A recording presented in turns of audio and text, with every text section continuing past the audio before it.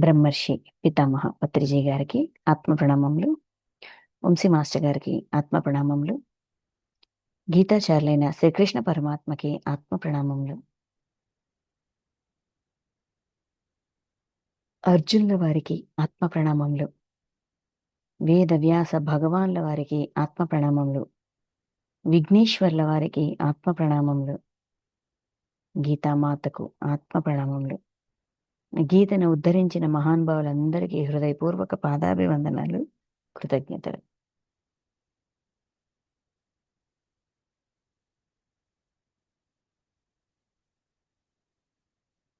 Okay masters, మనం ఈరోజు అక్షర బ్రహ్మయోగం శ్రీమద్ భగవద్గీతలోని 8వ అధ్యాయమైన అక్షర బ్రహ్మయోగం ఈ అధ్యాయాన్ని తెలుసుకోబోతున్నాం.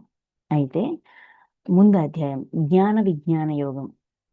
ఈ జ్ఞాన విజ్ఞాన యోగం అర్జునుడు అడిగిన యోగభ్రష్టుడు అనే ప్రశ్నకి సమాధానంగా ఆత్మ సంయమ యోగంలోనే కొన్ని శ్లోకాలు, జ్ఞాన విజ్ఞాన యోగం మొత్తం పరమాత్మ తత్వాన్ని వివరిస్తారు. పరమాత్మ గురించి తెలుసుకున్నవాడు యోగభ్రష్టుడు కాడు. వాడి సాధనలో ఇంకా ఇంకా ఇంకా చతురత, ఇంకా శ్రద్ధతో, ఇంకా జిజ్ఞాసతో చక్కగా చేస్తూ పరమాత్మని తెలుసుకునే ప్రయత్నం చేస్తాడు. తెలుసుకుంటూ తాను ఆ స్థితికి ఎదిగే ప్రయత్నం కూడా అలాగా ఈ ఈ ఈ ప్రయాణం, ఈ సాధన అనే ప్రయాణం, దైవంగా మారడం అనే ప్రయాణం ఒక్కొక్క మెట్టు ఇలా కొనసాగుతూ ఉంటుంది అని చెప్తారు. చెప్పి ఫైనల్గా ఆత్మస్వరూపుడైన నన్ను తెలుసుకుంటాడు అని చెప్తారు. జ్ఞాన విజ్ఞాన యోగంలో ఆఖరి శ్లోకం. అది చెప్పాక అర్జునుడు ఇంకో ప్రశ్న అడుగుతారు. అది విన్నాక అది భూతము, అది దైవము, అది యజ్ఞము, అందరిలో ఆత్మస్వరూపుడనైన నన్ను తెలుసుకున్నవాడు నన్ను అంత్యకాలమునందైనను తెలుసుకున్నవారు నిశ్చల బుద్ధితో నన్నే చేరుదురు అని చెప్తారు. అది చెప్పాక ఆ మాట విన్నాక అర్జునుడు మళ్ళీ క్వశ్చన్ చేస్తారు. ఏమని క్వశ్చన్ చేస్తారు? అర్జునుడు పలికెను, ఓ పురుషోత్తమ. ఇది అక్షర బ్రహ్మయోగం అండి. యాక్చువల్గా ఈ అర్జునుడు అడిగిన ఈ 8 ప్రశ్నలకి అక్షర బ్రహ్మయోగము ఆ తర్వాతి అధ్యాయం కూడా సమాధానం. అయితే ఈ అధ్యాయంలో ఉన్న ఈ అధ్యాయం 28 శ్లోకాలు. ఈ 28 శ్లోకాలు కూడా బ్రహ్మతత్వం యొక్క అక్షరత్వం గురించి చెప్తారు. అంటే అక్షరం, క్షరం కానిది, అంటే నాశనము లేనిది, అంతేకాదు మార్చలేనిది. దీనికంటూ వేరే ప్రత్యామ్నాయము, ఇంకొక మీనింగో, ఇంకొకటో లేదు. బ్రహ్మజ్ఞానం అంటే ఈ బ్రహ్మాండానికి సంబంధించిన జ్ఞానం. ఆత్మతత్వము, పరమాత్మతత్వము, కాలతత్వము, ఇవన్నీ అన్నమాట. ఇవన్నీ ఏంటంటే ఎవరు మార్చలేరు. అది సత్యం, క్షరము కాని సత్యం. ఆ సత్యం ఏంటి అని తెలియజేసేది అక్షర బ్రహ్మం యోగం. అక్షర బ్రహ్మ యోగం. ఈ బ్రహ్మ జ్ఞానము, బ్రహ్మాండము, పరమాత్మ యొక్క సృష్టి, అదేంటి అక్షరం. అది దాన్ని ఎవడు మార్చలేడు. దాన్ని మార్చాలి అని అనుకోవడం కూడా అనవసరం. అది ఫిక్స్డ్ అన్నమాట. అది ఉన్నది ఉన్నట్టుగా తెలుసుకోవాలి. దాని తత్వాన్ని ఉన్నది ఉన్నట్టుగా తెలుసుకునే ప్రయత్నం చేయడం. ఆ తెలుసుకునే ప్రక్రియలోనే అర్థమవుతుంది అది ఎంత అక్షరం అనేది, అది ఎంత నాశనం లేనిది అనేది, ఎంత మార్పు లేనిది అనేది. దాన్ని అది ఎలా ఉందో దాన్ని అలానే అర్థం చేసుకోవాల్సిన అవసరం సాధకుడికి ఉంది. ఆ తత్వాన్ని ఈ అధ్యాయంలో తెలియజేస్తారు. ఓకే, ఈ అధ్యాయం చాలా అద్భుతంగా ఉంటుంది. ఈ అధ్యాయం 28 శ్లోకాలు. అందులో మొదటి 2 శ్లోకాలు అర్జునుడి యొక్క ప్రశ్నలు. అర్జునుడు 8 క్వశ్చన్స్ అడుగుతారు, 8 ప్రశ్నలు అడుగుతారు. అది చూద్దాం. మొదటి 2 శ్లోకాలు. అర్జునుడు పలికెను, ఓ పురుషోత్తమ, బ్రహ్మ అనగానేమి, ఆధ్యాత్మము అనగానేమి, కర్మ ఎక్స్క్యూజ్ మీ మాస్టర్స్, కర్మ అనగానేమి, అధిభూతము అని దేనికి పేరు, అది దైవము అని దేనిని అందురు. ఓ మధుసూదన, అధియజ్ఞము అనగానేమి, ఆ అధియజ్ఞము ఈ శరీరమునందు ఎట్లుండును, అంత్యకాలమున మనస్సును పరమాత్మయందు లగ్నము చేసిన యోగులు నిన్నెట్లు తెలుసుకొనగలరు. మొత్తం 8 ప్రశ్నలు. బ్రహ్మమనగానేమి? ఆధ్యాత్మమనగానేమి? కర్మ అనగానేమి? అధిభూతమనగానేమి? అధిదైవమనగానేమి? అది యజ్ఞమనగానేమి? ఆ అది యజ్ఞము ఈ శరీరం నందు ఎట్లుండును? అంత్యకాలమున మనస్సును పరమాత్మయందు లగ్నమును చేసిన యోగులు నిన్నెట్లు తెలుసుకొనగలరు. మొత్తం 8 ప్రశ్నలు. ఈ 8 ప్రశ్నలకి పరమాత్మ ఇచ్చే సమాధానం, భగవానుడిచ్చే సమాధానం చూద్దాం. మూడో శ్లోకం. శ్రీ భగవానుడు పలికెను, బ్రహ్మమనగా సర్వశ్రేష్ఠుడు, శాశ్వతుడు, ఆధ్యాత్మమనగా స్వస్వరూపము అనగా జీవాత్మ, పరమాత్మయందు లీనమైన సకల భూతములను బహిర్గతమనర్జీ వాటి ఉత్పత్తి అభ్యుదయములకు కారణమైన చేష్టను అనగా సృష్టి ఆది కర్మలను కర్మ అందురు. ఇది మొదటి శ్లోకంలోన ఒక 3 ప్రశ్నలకు వచ్చిన సమాధానం. ఫస్ట్, బ్రహ్మమనగా సర్వశ్రేష్ఠుడు, శాశ్వతుడు. బ్రహ్మము అంటే ఓవరాల్గా ఈ బ్రహ్మజ్ఞానము, బ్రహ్మము, బ్రహ్మాండము అంటే ఏంటి అనేది అర్జునుడి క్వశ్చన్. ఆ క్వశ్చన్కి ఇచ్చిన సమాధానం సర్వశ్రేష్ఠుడు, శాశ్వతుడు. సర్వశ్రేష్ఠుడు. సర్వశ్రేష్ఠుడు అంటే అందరిలోకి శ్రేష్ఠుడు అని. అంటే సద్గుణాలతో నిండి ఉన్నది. పూర్తిగా సద్గుణాలతో నిండి ఉన్నది. జ్ఞానం ఎలా ఉండాలి అంటే, ఆ జ్ఞానాన్ని తెలుసుకునే కొద్దీ ఆ వ్యక్తిలో ఆ చైతన్యము సద్గుణాలతో నిండిపోవాలి. అప్పుడు అది సర్వశ్రేష్టమవుతది. ఇంకా శాశ్వతుడు, శాశ్వతంగా ఉండేది. ఇప్పుడు శరీరం అశాశ్వతం. కానీ ఆత్మ శాశ్వతం కదా! సో, ఈ ఆత్మకి అంతంటూ లేదు. అది అలాగ నేర్చుకుంటూ ఉండొచ్చు. సో, బ్రహ్మమనగా ఏంటి? సద్గుణాలతో నిండింది, శాశ్వతమైనది. మనం బ్రహ్మజ్ఞానాన్ని గానీ, బ్రహ్మని గానీ అర్థం చేసుకోవాలంటే అది ఎలా ఉంటదంటే, పరమాత్మ యొక్క ఈ ఆయన ఆయన యొక్క తత్వం ఏంటంటే శ్రేష్టత, పూర్తి సద్గుణాలు, శాశ్వతం. పలానా టైంలో ఉంది, పలానా టైంలో లేదు అని అనుకోవడానికి లేదు. ఎప్పటికీ, ఎన్నటికీ అలా నిరంతరాయంగా ఉండే తత్వం. ఇది బ్రహ్మం. నెక్స్ట్ ఆధ్యాత్మము. ఆధ్యాత్మం అంటే ఏంటి అని అడిగారు కదా! రెండో క్వెషన్. నెక్స్ట్ దానికేంటి? ఆధ్యాత్మం అనగా స్వస్వరూపము అనగా జీవాత్మ. స్వస్వరూపము మన సొంత స్వరూపము. ఆధ్యాత్మం అంటే స్వస్వరూపము అనగా జీవాత్మ అని చాలా క్లియర్‌గా ఇచ్చారు. అంటే ఏంటి? ఇక్కడ శరీరంతో ఉన్న నేను ఆధ్యాత్మికతని నేర్చుకుంటున్నాను అంటే, నేను ఏదో ఈ సృష్టిలో ఉన్న విషయాల్ని నేర్చుకుంటున్నానని కాదు. నా గురించి నేను తెలుసుకుంటున్నాను అని అర్థం. స్వస్వరూపం, నా నిజ స్వరూపం, నా అసలు స్వరూపం లేదా జీవాత్మ అంటే నన్ను నేను దర్శించుకోవడం.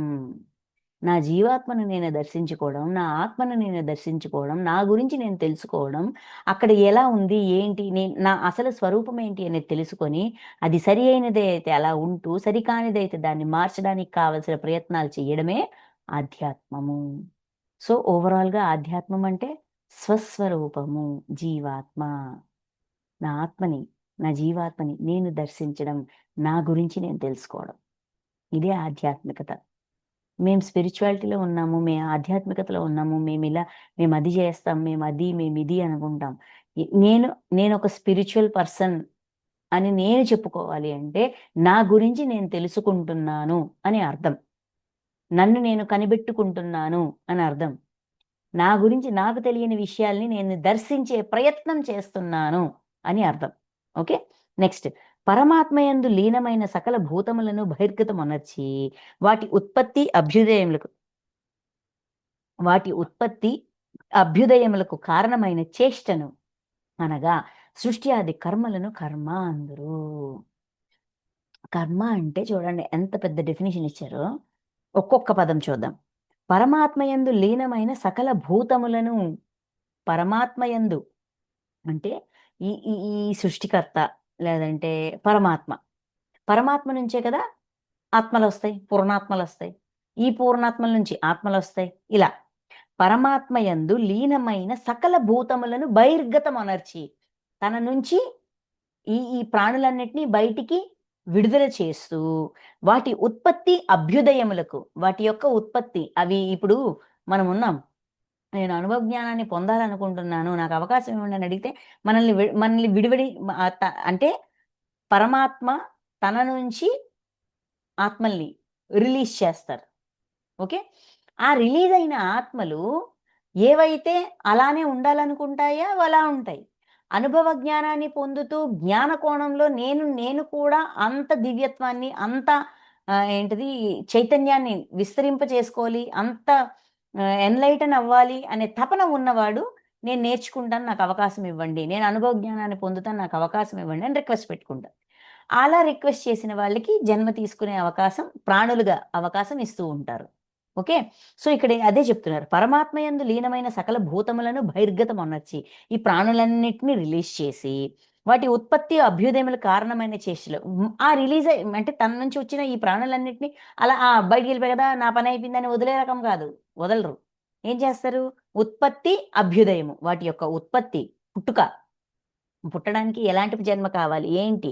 ఏది? ఈ లెర్నింగ్‌కి ఏది ఎటువంటి హ్మ్, ఎలా step by step process. First చరాచరం ఏంటిది? ఆహ్, హ్మ్, చరాచర ప్రాణులంటారు కదా! చెరించేవి, చెరించనివి.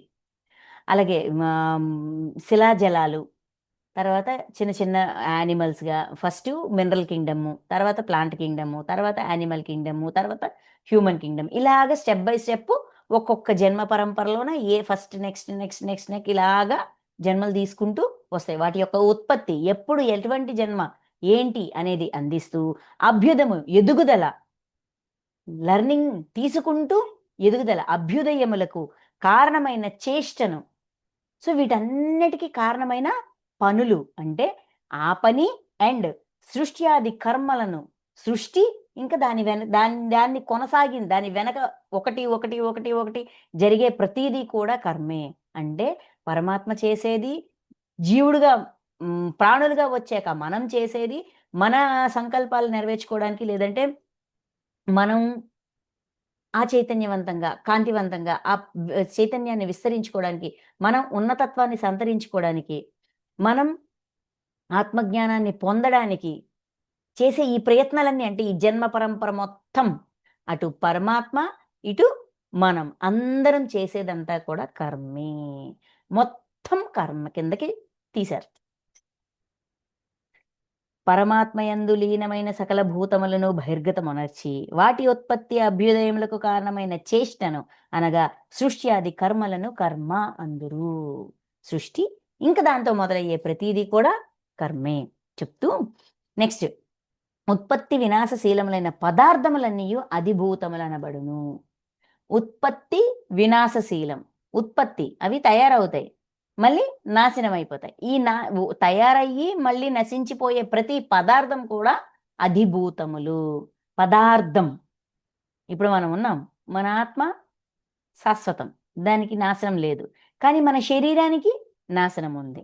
అలాగా ఈ ఉత్పత్తయ్యి మళ్ళీ నశించిపోయే ఏ పదార్థమైనా సరే అది జీవించే ప్రాణులా, జీవం లేని ప్రాణులా అనేది కాదు.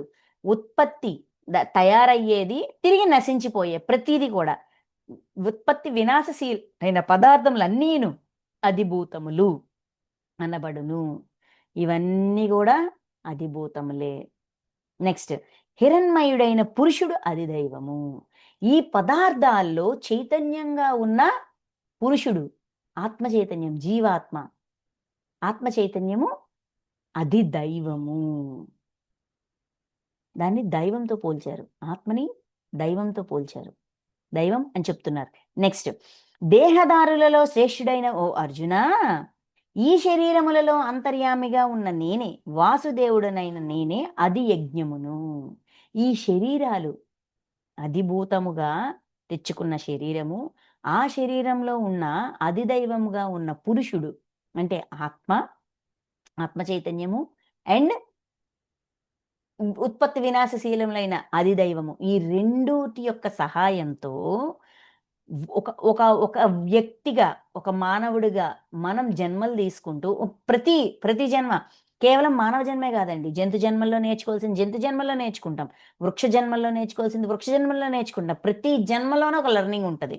తరిచి తరిచి చూస్తే ప్రతి జన్మలో లెర్నింగ్ ఉంటది. ఈ లెర్నింగ్ అంతటిని కూడా దేనికి ఉపయోగించడం? మనం దైవంగా మారడానికి, మనలో దివ్యత్వపు లక్షణాల్ని పెంపొందించుకోవడానికి మనం చేసే యజ్ఞం మన జన్మ పరంపర.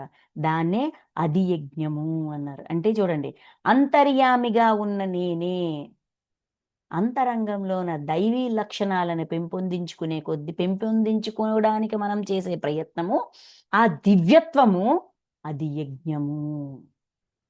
అది యజ్ఞము. ఓకే. ఆల్మోస్ట్ యజ్ఞమే కదండి ఇది. నన్ను దాటి నేను నలుగురి గురించి ఆలోచించడం. నేను అనేది దాటి ఈ సృష్టి అంతా కూడా ఆయనిచ్చిందే. సో, ఇంక నేనంటూ వేరుగా లేదు అనే ఆ ఆ ఆ స్థితి వచ్చేంత వరకు కూడా మన పరుగు కొనసాగుతుంటది. లెర్నింగ్, లెర్నింగ్, లెర్నింగ్, లెర్నింగ్ నేర్చుకుంటూ ఆ దివ్యత్వపు లక్షణాలు ఒకటి ఒకటి డెవలప్ చేసుకున్నాం కదా! అది యజ్ఞము. మనం చేసే యజ్ఞం. దైవంగా మారడానికి మనం చేసే యజ్ఞం. ఆ దివ్యత్వపు లక్షణాలు, ఆ దైవీ లక్షణాలు కోసం మనం చేసేది అది యజ్ఞము. సో, ఈ శరీరంలో ఈ అది యజ్ఞం ఎక్కడుంటదని అర్జునుడు అడిగారు గదా! ఈ శరీరంలో అంతర్యామిగా ఉన్న నేనే, ఈ శరీరాలలో దైవీ లక్షణాలు ఏవైతే ఉన్నాయో అవి పరమాత్మ. అవి అది యజ్ఞం. నెక్స్ట్ ఐదో పాయింట్, ఐదో శ్లోకం. అంత్యకాలమునందైనను ఇంకొక క్వెషన్ అడిగారు కదా అర్జునుడు. ఆఖరి 8వ ప్రశ్న. అంత్యకాలమున మనస్సును పరమాత్మయందు లగ్నము చేసిన యోగులు నిన్నెట్లు తెలుసుకొనగలరు? ఈ ప్రశ్నకి. అంత్యకాలమునందైనను నన్నే స్మరించుచు దేహత్యాగం చేసిన వాడు నన్నే నా స్వరూపమునే పొందును. ఇందేమాత్రము కూడా సందేహం లేదు. నన్నే స్మరించుచు అంత్యకాలమునందైనను నన్నే స్మరించుచు దేహత్యాగము చేసినవాడు. ఇక్కడ దేహత్యాగం చేయడం అంటే నేను దేహాన్ని అనే భ్రమను దాటి నేను చైతన్యాన్ని అనే అవగాహనకి వచ్చినవాడు. చూడండి, అంత్యకాలమునందైనను నన్ను స్మరించడం. ఇక్కడ అంత్యకాలము అంటే ఈ శ్లోకం వరకు అంత్యకాలము అంటే జన్మ పరంపర కంప్లీట్ అయ్యి ఫైనల్‌గా మనం నేర్చుకోవాల్సిన లెర్నింగ్ అంతా కంప్లీట్ చేసి మనలోన దివ్యత్వపు లక్షణాలన్నిటిని డెవలప్ చేసుకొని దివ్య జ్ఞానపు ఎన్‌లైటన్‌మెంట్ పొందిన స్థితి. నన్నే స్మరించుచు దేహత్యాగమును చేసినవాడు. నేను దైవంగా మారాలి. నేను దైవంగా మారాలి. నాలో దివ్యత్వపు లక్షణాల్ని పెంపొందించుకోవాలి అని అనుక్షణం తపనతో ఎన్ని జన్మలు కుదిరితే అన్ని జన్మలు తీసుకొని, ఎంత నేర్చుకోవాలో అంతా నేర్చుకుని, ఆ స్థితికి వచ్చినవాడు నన్నే పొందును. వాడు ఆ పరమాత్మ యొక్క సహాయంతో వాడు ఆ స్థితికి వస్తాడు, ఎదుగుతాడు. ఏమాత్రము కూడా సందేహం లేదు. ఇందులో డౌటే లేదబ్బా! సందేహమే లేదు. ఆ తపన ఉన్నవాడు తప్పకుండా ఆ స్థితికి చేరతాడు. ఎవరి సహాయంతో? పరమాత్మ యొక్క సహాయంతో, ఆయన యొక్క గైడెన్స్‌తో. నెక్స్ట్ 6 శ్లోకం. కౌంతేయ, మనుష్యుడు అవసాన దశయందు ఏ ఏ భావములను స్మరించుచు. సరే, జన్మ పరంపర ఆఖరికొచ్చేసరికి అంటే ఇంక కంప్లీట్ అలాగా ఒక జన్మ తర్వాత జన్మ, జన్మ తర్వాత జన్మ ఇలాగ జన్మలు తీసుకుంటూ ఫైనల్‌గా ఆ లెర్నింగ్ వచ్చింది. ఏంటి? పరమాత్మ యొక్క స్వరూపం నేనవ్వాలి. ఆ దివ్యత్వం నేనవ్వాలి అనే తపనతో ప్రయాణం చేసి ఆ స్థితికి చేరుకున్నవాడు ఖచ్చితంగా నన్నే చేరుకుంటారు. అంటే అంతగా ఎదుగుతారు అని చెప్పారు. చెప్పాక మళ్ళీ ఏం చెప్తున్నారు చూడండి కౌంతేయ. మనుష్యుడు అవసాన దశయందు. ఇందాకేమన్నారు? ఆత్మ గురించి చెప్పారు. ఈ శ్లోకంలో మనుష్యుడు అని ప్రత్యేకించి పాయింట్ ఔట్ చేస్తారు. అంటే ఒక జన్మ. ఇది మొత్తం జన్మ పరంపర యొక్క ఎండింగ్ అది. అంత్యకాలం. కానీ ఇక్కడేమన్నారు? అవసాన దశ. ఒక జన్మ యొక్క ఎండింగ్ టైమ్. ఒక జన్మ కంప్లీట్ అయ్యే ఆఖరి క్షణం. అంటే మృత్యు క్షణం. ఓకే. మనుష్యుడు అవసాన దశయంచు. మానవ జన్మల్లోన ఆఖరి లాస్ట్ మొమెంట్స్, ఆఖరి క్షణాలు, ఆ జన్మని కంప్లీట్ చేసే ఆఖరి క్షణాలు. అవసాన దశయందు ఏ ఏ భావములను స్మరించుచు. మనిషి తాను మరణించేటప్పుడు శరీరాన్ని విడిచిపెట్టే ఆఖరి క్షణాల్లో ఏ ఏ భావాలను స్మరిస్తాడో, అంటే తన ఆలోచనల్లోన, తన భావనల్లోన ఏమైతే ఉంటదో స్మరించుచు దేహత్యాగము చేయును. దే ఏ ఆలోచనలతో, ఏ భావనలతో తన బాడీ వెకేట్ చేస్తాడో, అతడు మరుజన్మలో ఆయా స్వరూపములనే పొందును. ఆ నెక్స్ట్ జన్మ అటువంటి స్వభావం, ఎటువంటి స్మరణ, ఎటువంటి భావన, ఎటువంటి స్మరణ ఉందో అటువంటి జన్మే నెక్స్ట్ మళ్ళీ తెచ్చుకుంటాడు. స్వరూపములనే పొందును. అటువంటి జన్మ తెచ్చుకుంటాడు. ఏలనన సర్వదా అతడు దానినే స్మరించుచుండును. ఎందుకంటే వాడు జీవించి ఉన్నంత కాలం, అంటే ఆఖరి క్షణాల్లో ఏ భావనలైతే ఉంటాయో నెక్స్ట్ జన్మ అలాంటిదే వస్తది. సరే, ఆఖరి క్షణంలో ఎటువంటి భావనలున్నాయి? వాడు జీవితమంతా ఏ భావనల్లో ఉన్నాడో, ఏ తపనతో ఉన్నాడో, ఏ తృష్ణతో ఉన్నాడో, ఏ ఏం కోరుకుంటూ ఉన్నాడో, ఎక్కువగా మన ఆలోచన, మన భావన దేని మీద మనం ఎక్కువగా పెడతామో, ఆఖరి క్షణాల్లో కూడా బాడీ వెకేట్ చేసే టైంలో కూడా మనకు అవే మెమరీ వస్తది. ఆ ఆలోచననే మనం నెమరవేస్తాం. సో, వాడు జీవించి ఉన్న ఏలనన సర్వదా అతడు దానినే స్మరించుచుండును. ఎందుకంటే వాడు జీవించి ఉన్నంతకి వాడి స్మరణ అదే. వాడి తపన అనేది. వాడి మననం, మననం, మననం. వాడి మననం అదే. వాడి శ్రద్ధదే. వాడు దేని మీద శ్రద్ధతో ఉంటాడో ఆఖరి క్షణాల్లో కూడా అదే శ్రద్ధొస్తది. అదే స్మరిస్తాడు. ఏ మననమైతే మనం నిత్యం చేస్తూ ఉంటామో, ఆ మననమే మనకు ఆఖరి క్షణాల్లో వస్తది. చాలామందంటారు ఆఖరి క్షణాల్లో దైవనామ స్మరణ చేయాలి. మరి జన్మొద్దనుకోవాలి, ఇలాగనుకోవాలి, అలాగనుకోవాలి అని చెప్తూ ఉంటారు. ఎరుక ఉన్నంత సేపు హ్మ్, ఫర్ ఎగ్జాంపుల్ గుర్తుందనే అనుకుందాం. కానీ ఆఖరి క్షణాల్లో సెన్స్ ఆర్గన్స్ అన్నీ ఒకటి, ఒకటి డ్రాప్ అయిపోతున్నప్పుడు, ఏదైతే మనకి మన బ్రెయిన్‌కి బాగా మననమయ్యిందో అదే బ్రెయిన్ రిపీట్ చేస్తది. ఆ భావనలే రిపీట్ అవుతాయి. అందుకే ఎప్పుడు గూడా ఎరుకలోనూ, ఎరుక లేనప్పుడు కూడా మన ఏమంటాము, మనం ఏమవ్వాలనుకుంటున్నామో, మన మన నెక్స్ట్ మజిలీ ఏంటి? దైవంగా మారాలనుకుంటున్నామా? మనం లేదంటే ఏదైనా కోరికలు నెరవేర్చుకోవాలనుకుంటే ఏదైతే అది. ఇంతవరకు వచ్చాము అంటే, మనం మన చైతన్యాన్ని విస్తరించుకునే ప్రయత్నం చేస్తున్నాము. అందులో డౌటే లేదు. సో, నన్ను నేను ఉద్ధరించుకోవాలి. నేను ఇంకా ఎదగాలి, ఇంకా నేర్చుకోవాలి, ఇంకా నేర్చుకోవాలి, ఇంకా లెర్నింగ్, లెర్నింగ్, లెర్నింగ్ ఎప్పుడైతే ఈ తపన ఉంటాదో, ఆఖరి క్షణాల్లో చూడండి మనకి ముందు అధ్యాయంలోన యోగ భ్రష్టుడు అని చెప్పినప్పుడు ఏమన్నారు? ఏంటిది ఈ స ఈ యోగత్వాన్ని ప్రాక్టీస్ చేస్తూ, చేస్తూ, చేస్తూ మధ్యలో పోనీ మనసు యొక్క చాంచల్యం వల్ల వదిలేసినా, ఆ జన్మ కంప్లీట్ అయినాక మళ్ళీ నెక్స్ట్ జన్మ అటువంటి పుణ్యాత్ముల ఇంట్లో జన్మ తీసుకొని ఏంటిది భోగాలను అనుభవించినా కూడా మళ్ళీ స్టార్ట్ చేస్తారు. అదే ఈ విరాగులైతే ఆ జన్మ పూర్తయిన వెంటనే మళ్ళీ ఇంకో జన్మ ఏంటి? భోగాలు అనుభవించాక జన్మ తీసుకోవడం కాదు. నాకు వెంటనే ఈ ఏ లెర్నింగ్ అయితే నేను సగంలో ఆపేసానో దాన్ని వెంటనే నేను కొనసాగించాలి. నా ఆధ్యాత్మిక సాధనని నేను కొనసాగించాలి. నాకు అలాంటి జన్మే కావాలని వెంటనే తెచ్చుకుంటారు. అంటే ఇదేంటి? ఆఖరి క్షణాల్లో ఎటువంటి తపనతో ఉంటామో ఆ నెక్స్ట్ జన్మ అలానే ఉంటది అని ముందు ఆల్రెడీ మనకి ఎక్స్‌ప్లెయిన్ చేశారు. ఆత్మ సంయమ యోగం ఆఖరి శ్లోకాల్లోన. యోగ భ్రష్టుడని అర్జునుడు క్వెషన్ చేసిన దానికి ఆన్సర్ ఇచ్చారు కదా! ఆ విషయాన్ని ఇక్కడ తెలియజేస్తున్నారు. అవసాన దశయందు ఎటువంటి భావనలతో ఉంటామో నెక్స్ట్ జన్మ అదే ఉంటది. ఆ అవసాన దశలోన అటువంటి భావనలు ఎందుకుంటాయంటే, జీవించి ఉన్నందుకే అదే స్మరణ ఉంది కాబట్టి. అందుకే ఏమవ్వాలనుకుంటున్నామో దాన్ని మననం జెయ్యాలి అన్నారు. ఆధ్యాత్మికత నుంచి తప్పించి మనల్ని, మన ఆలోచనలను తప్పించే ఎటువంటి సంకల్పాలైనా సరే వదిలేసేయి. ఎందుకంటే ఆల్రెడీ ఒక ముఖ్యమైన సంకల్పం ఆల్రెడీ పెట్టుకున్నారు. మనల్ని మనం తెలుసుకోవడం. మన గురించి మనం తెలుసుకోవడం. మనల్ని మనం ఉద్ధరించుకోవడం. ఇదొక పెద్ద సంకల్పం. ఇది చిన్నదేం గాదు. ది ఈ ఈ ఈ పలకడానికి చిన్నది కావచ్చు. అనుకోవడానికి చిన్నది కావచ్చు. కానీ దాని వెనక ప్రయాణం అది అంతులేని ప్రయాణం అన్నమాట. ప్రతి మజిలీ కూడా ఆనందాన్నిస్తుంది, తేలికతనాన్నిస్తుంది. ఆహ్, సం మనకే తెలియనంతగా మనలో మార్పొస్తాయి. అన్నీ వస్తాయి. కాపోతే ఎంతవరకయ్యా ఈ ప్రయాణం అంటే, ఇంకొంత దూరం. ఎంతెంత దూరం? ఇంకొంత దూరం. అంతే. కొంచెం కొంచెంగా, కొంచెం కొంచెం ఒక్కొక్క మెట్టు, ఒక్కొక్క విషయం, ఒక్కొక్కది తెలుసుకుంటూ, తెలుసుకుంటూ, నేర్చుకుంటూ, నేర్చుకుంటూ నెక్స్ట్ టాపిక్ ఏంటి? నెక్స్ట్ టాపిక్ ఏంటి? ఇలాగా ఇంట్రెస్టింగ్‌గా ఈ జర్నీ జెయ్యాలి. ఇష్టంగా చెయ్యాలి అని చెప్తున్నారు. చెప్తూ ఇంకా చెప్తున్నారు చూడండి. 7 శ్లోకం. కావున ఓ అర్జున, అందుకే అర్జున, నీవు సర్వదా నన్నే స్మరించుచుండుము. అందుకే నిరంతరము ఏ స్మరణ అయితే మనల్ని, అంటే ఇప్పుడు సింపుల్‌గా ఒక్క మాటలో చెప్పాలంటే, ఇంకో జన్మ వద్దు అని తాత్కాలికంగా, కాకతాళీయంగా అందరూ అనేస్తారు. ఇక్కడే ఏదైతే అయింది ఇది ఆఖరి అయిపోవాలి అని అనుకుంటాం. కానీ ఇది ఆఖరి చేసుకునే ప్రయత్నం చెయ్యం. దానంతట అదేది అవ్వదు. ప్రయత్నపూర్వకంగా మనం చెయ్యాలి.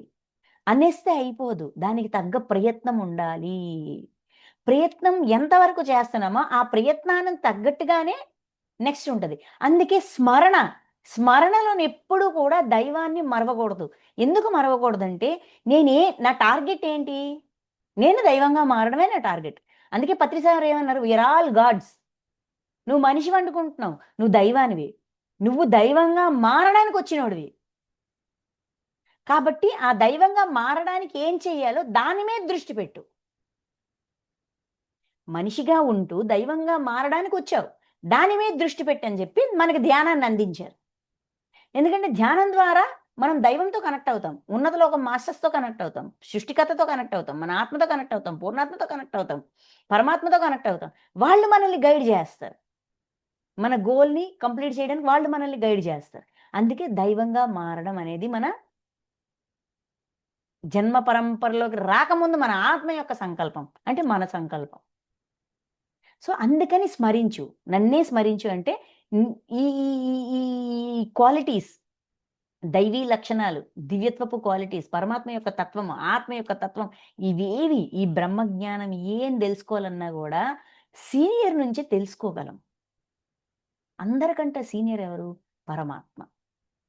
ఆయన సీనియారిటీతో ఆయన మనకి ఆ డౌట్స్ క్లారిఫై చేస్తూ, ఆ మార్గంలో నడవడానికి మనకి నిత్యం సందేశాల్ని అందిస్తూ ఉంటారు.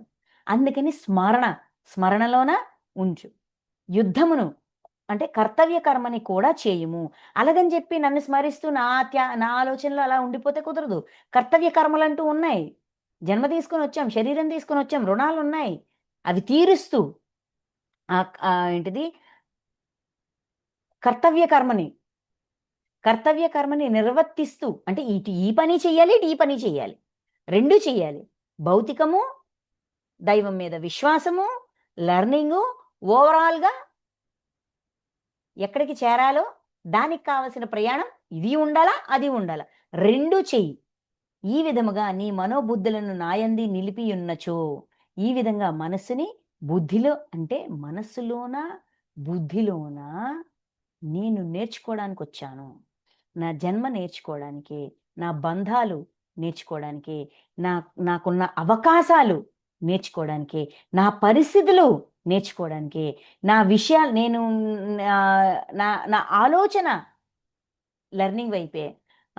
నా భావనల ద్వారా కూడా, అంటే నా ఎమోషన్స్ ద్వారా కూడా నేను నేర్చుకోవాల్సిందేదో ఉంది అని అంతగా మన మనస్సులోన, మన బుద్ధిలోన ఇది నాటుకుపోవాలి. ఈ నేర్పించడం అనేది నేను నేర్చుకోవాలి. నేను స్టూడెంట్‌ని.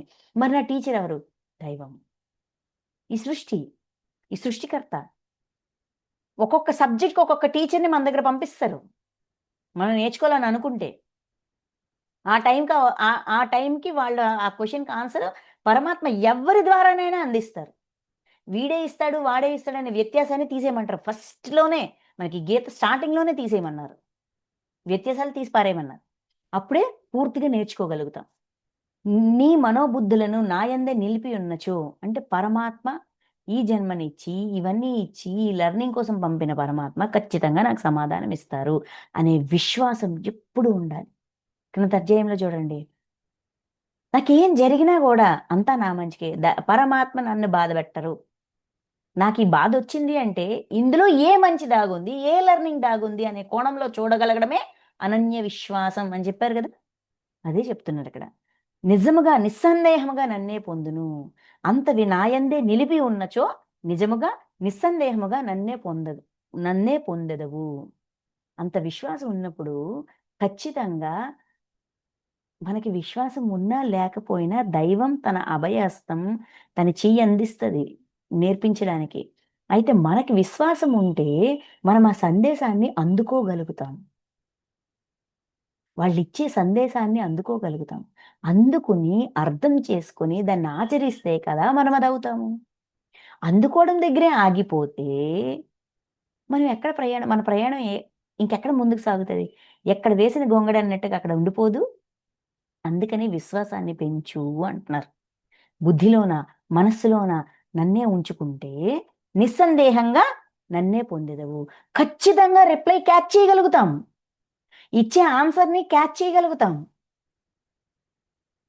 మనముండే మన జీవితంలో ఉన్న ప్రతి పరిస్థితి వెనక ఏదో ఒక కారణం ఉంటది. ఆ కారణం మనకి అనిపిస్తుంటది. ఇది కారణమయ్యుండొచ్చు. ఇది కారణమయ్యుండొచ్చు. ఇది కారణమయ్యుండొచ్చని మన దగ్గర చాలా మల్టిపుల్ చాయిస్ ఆన్సర్స్ ఉన్నాయి. క్వెషన్ ఒకటే. మన దగ్గర చాలా ఆన్సర్స్ ఉన్నాయి. అయితే ఈ ఆన్సర్స్ అన్నిట్లోన ఏది సరి అయిన ఆన్సర్? ఎవరు చెప్తారు మనకి? పరమాత్మ చెప్తారు. అందుకనే విశ్వాసం ఉంచు. మనస్సులోన, బుద్ధిలోన, అన్నిట్లోన దైవాన్ని నిలుపు. అప్పుడు ఏ మొమెంట్‌కి ఆ మొమెంట్ సందేశం వస్తది. ఆన్సర్ అందుతది. అంది తీరుతది. చెప్తూ మనస్సును ఎటూ పోనీయక, మనస్సును ఎటూ పోనీయక అంటే వేరే ధ్యాస ఏమాత్రము లేకుండా నిరంతరము పరమేశ్వరుని ధ్యాన రూపయోగమనే సాధన చేయు మనుష్యుడు దివ్య పురుషుడైన పరమాత్మనే చేరును. అంటే మనస్సు రకరకాలుగా పరిగెడతది. ఎందుకు పరిగెడతది? దానికి అటు ఇటు పరిగెట్టించడం అనేది మనం నేర్పించాం. అయితే ఇప్పుడేం చేయమన్నారు? మనసులోన కూడా నేను దైవంగా మారాలనే సంకల్పాన్ని పెట్టమంటున్నారు. సద్గుణాలుగా మారాలి. శ్రేష్టంగా ఉండాలి. నన్ను నేను మార్చుకోవాలి. ఇలా మనం నెక్స్ట్ మన టార్గెట్ ఏంటో దాన్ని మనసుకు నేర్పించాల. అందుకే అటు ఇటు పోనీయక వేరే ధ్యాస పెట్టకుండా నిరంతరం పరమేశ్వరుని ధ్యాన రూప యోగమునే సాధన చేయుచు. నిరంతరం దైవంతో కనెక్ట్ అయ్యి ఉండాలి. మనం దైవంతో కనెక్ట్ అయ్యి నేను రకరకాల ఆలోచన చేశాననుకో, నా కనెక్టివిటీ కోల్పోతది. నేను అక్కడి నుంచి వచ్చే మెసేజ్‌ని క్యాచ్ చేయలేను. ఎందుకంటే నా మనసు ఆల్రెడీ బిజీగా ఉంది. వేరే ఆలోచనలో బిజీగా ఉంది. అది ఖాళీగా, క్లియర్‌గా ఉంటే కదా ఇన్ఫర్మేషన్‌ని రిసీవ్ చేసుకుంటది. అందుకని వద్దు. మనం కామ్, కూల్ ఆలోచన పరంపరని కూడా కామ్ డౌన్ చేస్తూ ఏం నేర్చుకోవాలి? ఏం నేర్చుకుంటాను? ఈ పరిస్థితేంటి? ఆ పరిస్థితేంటి? ఇది పరమాత్మతో కనెక్ట్ అవ్వడం. సమాధానం తెచ్చుకోవడం. నిరంతరం ఇది ఉండాల. ఏదో ధ్యానంలో ఒక గంట సేపు చేశామయ్యా! ఒక అరగంట కనెక్ట్ అయ్యాము. మిగతా 23 గంటలు చేయక్కర్లా. అది పనికిరాదు. అక్కడ తెచ్చుకున్న అరగంటలో మనం ఎన్ని ఆన్సర్‌లు తెచ్చుకోగలుగుతాం? అది 24 గంటలు అదే కనెక్టివిటీలో ఉంటే ప్రతి క్షణం సమాధానం తెచ్చుకోగలుగుతాం. ఆయనిచ్చే సందేశాన్ని అందుకోగలుగుతాం. అందుకున్న సందేశం అర్థం కాకపోతే, నేనిదడిగితే మీరిది ఇచ్చారేంటి? దానికి దీనికి ఏంటి సంబంధం? ఇందులోంచి నేనేం నేర్చుకోవాలి? నాకిది ఎలాగ సమాధానం అయ్యింది? అంటే అందుకున్న సమాధానం కూడా కొన్ని సార్లు అర్థం అవ్వచ్చు, అర్థం కాకపోవచ్చు. అర్థం కాని దాన్ని కూడా అర్థమయ్యేటట్టుగా ఎక్స్‌ప్లెయిన్ చేయాలన్నా కూడా అంతరంగంలో జీరో. అందుకే సార్ అంటారు లోపల జీరో అని. జీరో అంటే నో ఆలోచన. నో భావోద్వేగం. బయట ఏమైనా ప్రదర్శించు. ఒక జీవుడిగా ఏం ప్రదర్శించినా చెయ్యి. కానీ అంతరంగంలో మాత్రం జీరో. అందుకే మనసుని ఎటూ పోనీయక. పరమేశ్వరుని ధ్యాన రూపయోగము సాధన చేయుచు. సాధన చేయు మనుష్యుడు. నిరంతరం ఆ దైవం యొక్క కనెక్టివిటీలో ఉండాల. కొంచెం ఎక్కువగా ఆలోచించామనుకోండి, ఎందుకిన్ని ఆలోచనలు? దీనివల్ల మనం డిస్టర్బ్ అవుతాం. మనం డిస్టర్బ్ అయితే సిగ్నల్ పోతది. సిగ్నల్. మొబైల్‌ని సిగ్నల్ లేని చోట కొన్ని చూడండి కొండ ప్రాంతాలకి, పల్లెటూర్లకి, కొన్ని ఏరియాస్‌కి వెళ్ళినప్పుడు టవర్ లేని దగ్గరికి వెళ్తే ఏమవుతది? సిగ్నల్ కట్ అయిపోతది. సిగ్నల్ కట్ అయినప్పుడు మొబైల్‌కి ఫోన్స్ ఒస్తాయా? ఫోన్ రింగ్ అవుతదా? అవ్వదు. మనం ఇటు నుంచి చేస్తే పోనీ కనెక్ట్ అవుతదా? అవ్వదు. ఎందుకు కనెక్ట్ అవ్వదు? సిగ్నల్ కట్ అయ్యింది. మన సిగ్నల్, మన మొబైల్, మన బాడీ అనే మనము, ఈ జీవుడనే మొబైల్ ఎప్పుడు కూడా ఫుల్ సిగ్నల్‌ని క్యాచ్ చేయగలగాలి. ఎందుకంటే ఇక్కడ టవరు అంతటా ఉంది. అన్నిటా ఉంది. అన్ని ప్రాణుల్లోనూ ఉంది. విశ్వమంతా కనెక్ట్ అయ్యుంది. ఎక్కడ డిస్కనెక్ట్ అవుతుంది? ఇక్కడ పల్లెటూరు, కొండ ప్రాంతం ఏది? మన ఆలోచనలు, భావోద్వేగాలు. ఈ రెండిటిని మనం ప్రయత్నపూర్వకంగా నువ్వు ఆలోచించుకో అంటే అది ఆలోచించడం మానదు. దానికి చెప్పాలా, చెప్పగలగాల. ఇప్పుడు మనకి ఒక డౌట్ ఉంది. ఈ డౌట్‌కి మనకు ఆన్సర్ కావాలి. ఆన్సర్ కావాలంటే మనం పరమాత్మతో కనెక్ట్ అవ్వాలి. అందుకని ఏ ఆలోచన లేకుండా కామ్‌గా ఉందాం. మన పని మనం జేసుకుందాం. 24 గంటలు ధ్యానంలో కూర్చోవాలంటే కుదరదు గదా!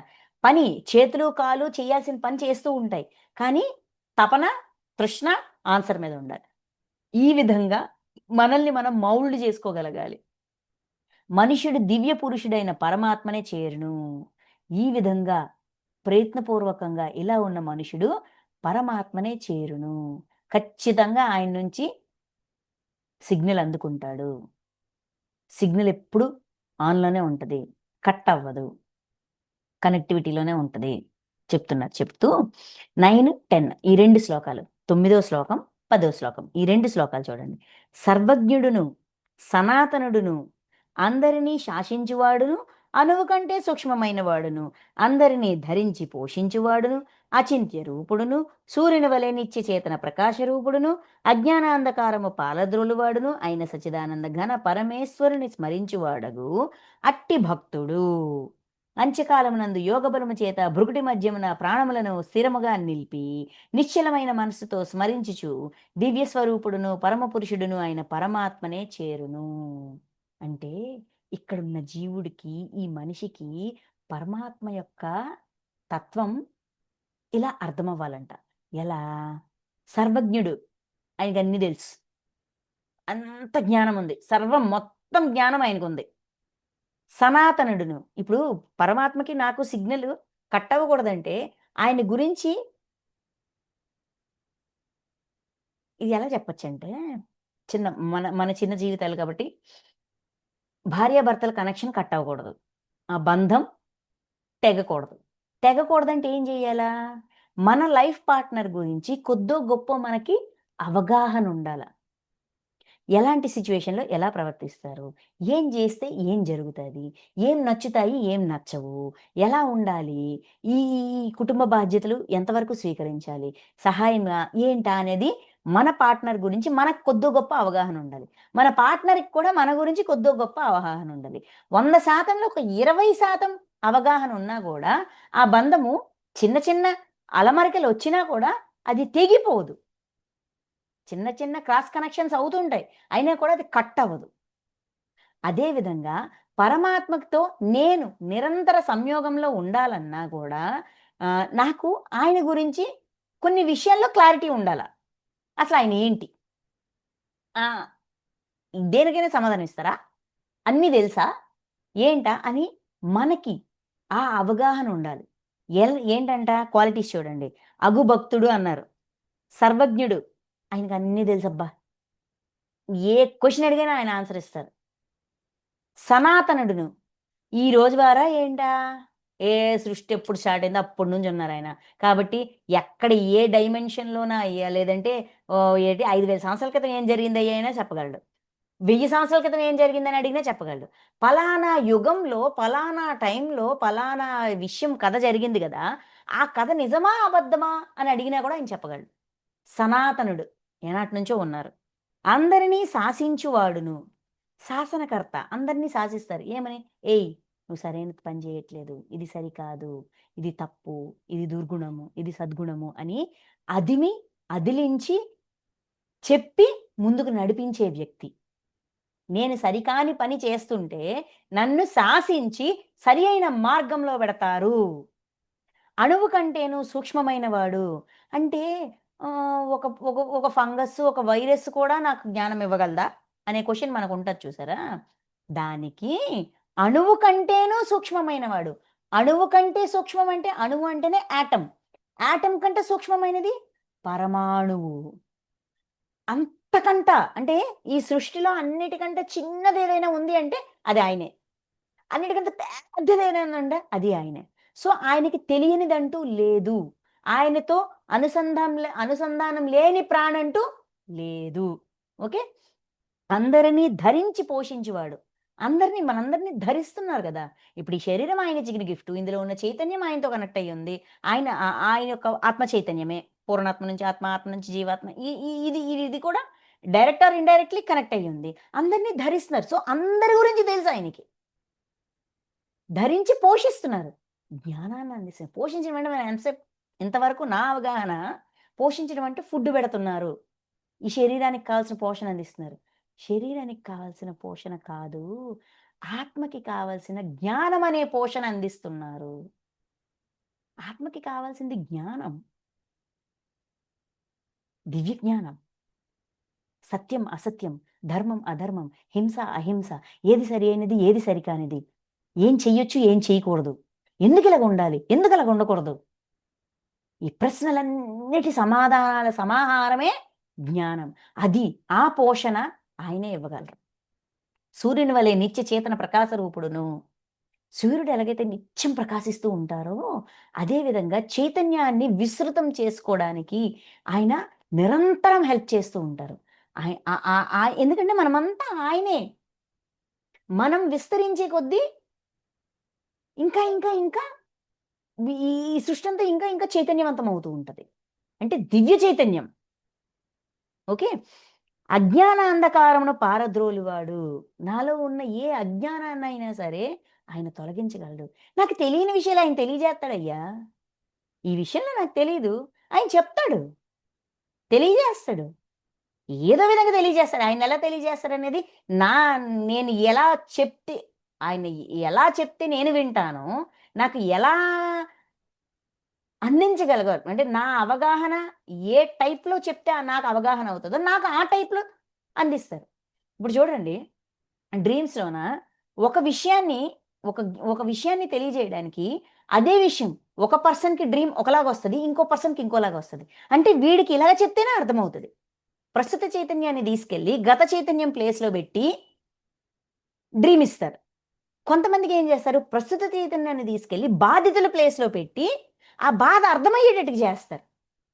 ఎందుకంటే ఎదుటివాడు మనం చేసిన కర్మని చూపిస్తే అర్థం చేసుకోగలిగిన వాడికి, ఆ కర్మ ఫలాన్ని అంచనా వేయగలిగిన వాడికి బాధ పెట్టేవాడి ప్లేస్‌లో ఉంచి చూపిస్తారు.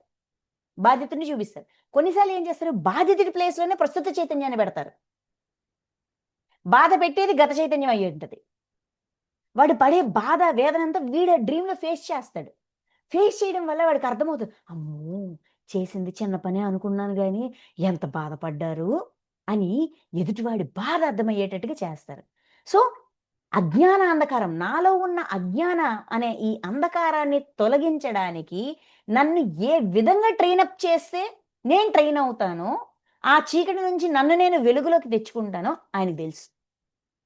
ఆయన సచ్చిదానంద ఘన పరమేశ్వర్‌ని స్మరించువాడును నిరంతరం సమాధానం ఫైనల్ ఆన్సర్ అక్కడే వస్తది.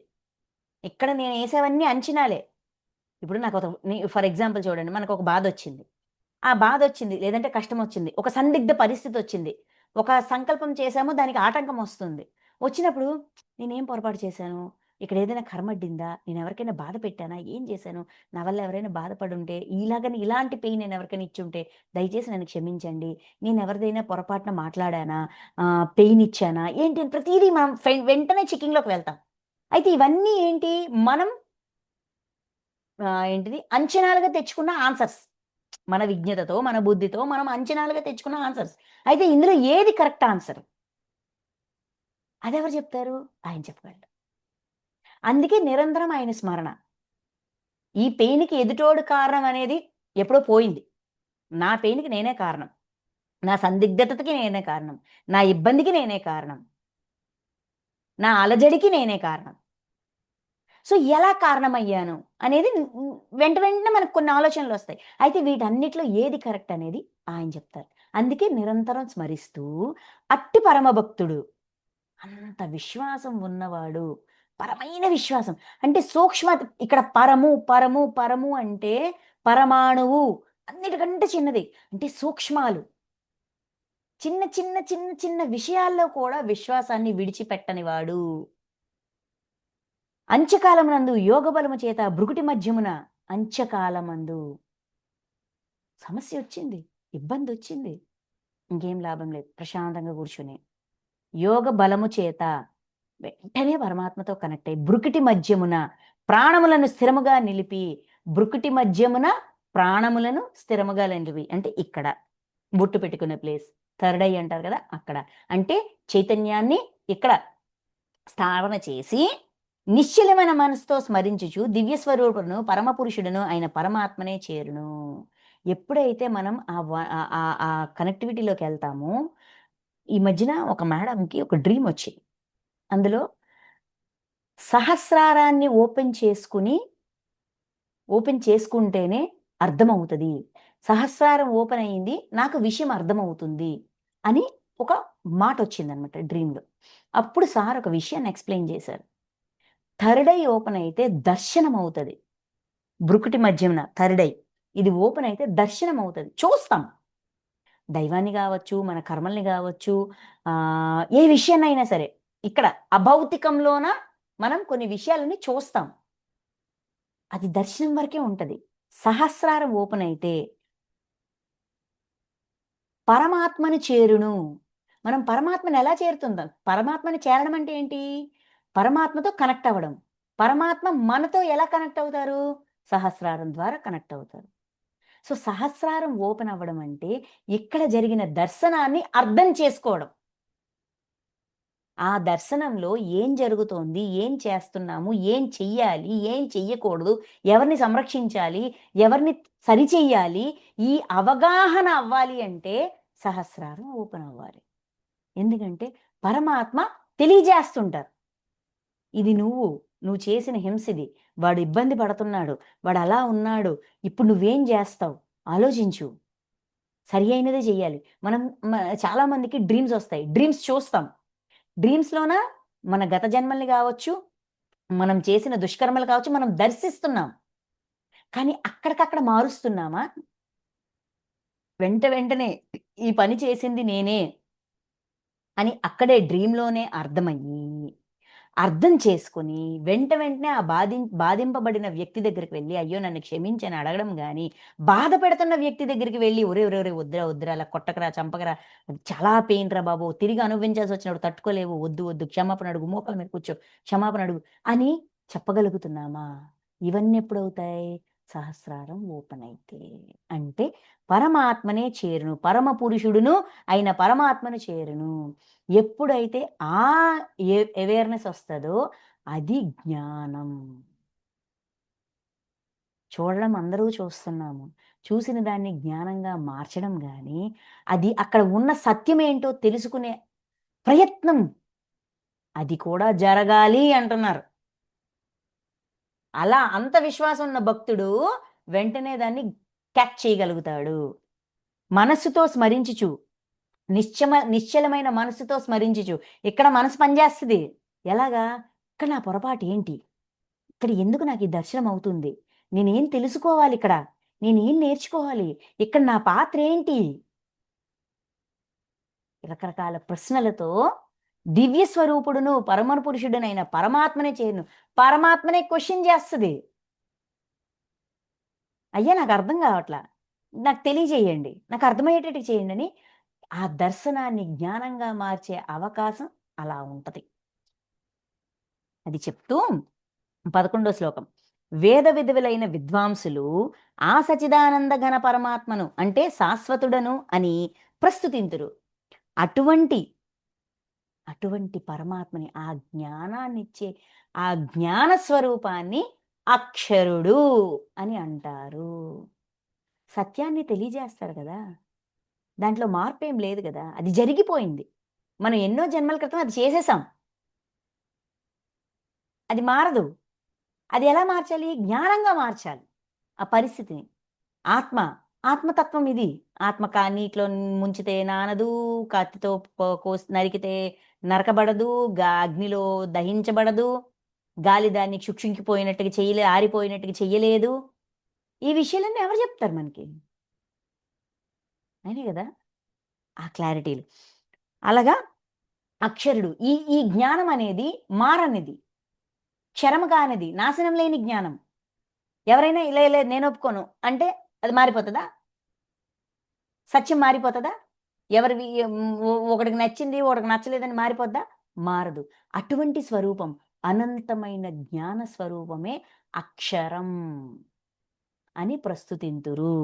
ఆసక్తి రహితులై ఏ యత్నశీలురై ప్రయత్నపూర్వకంగా సన్యాసులు ఆ పరమ పరమ పదమునందే ప్రవేశింతురు.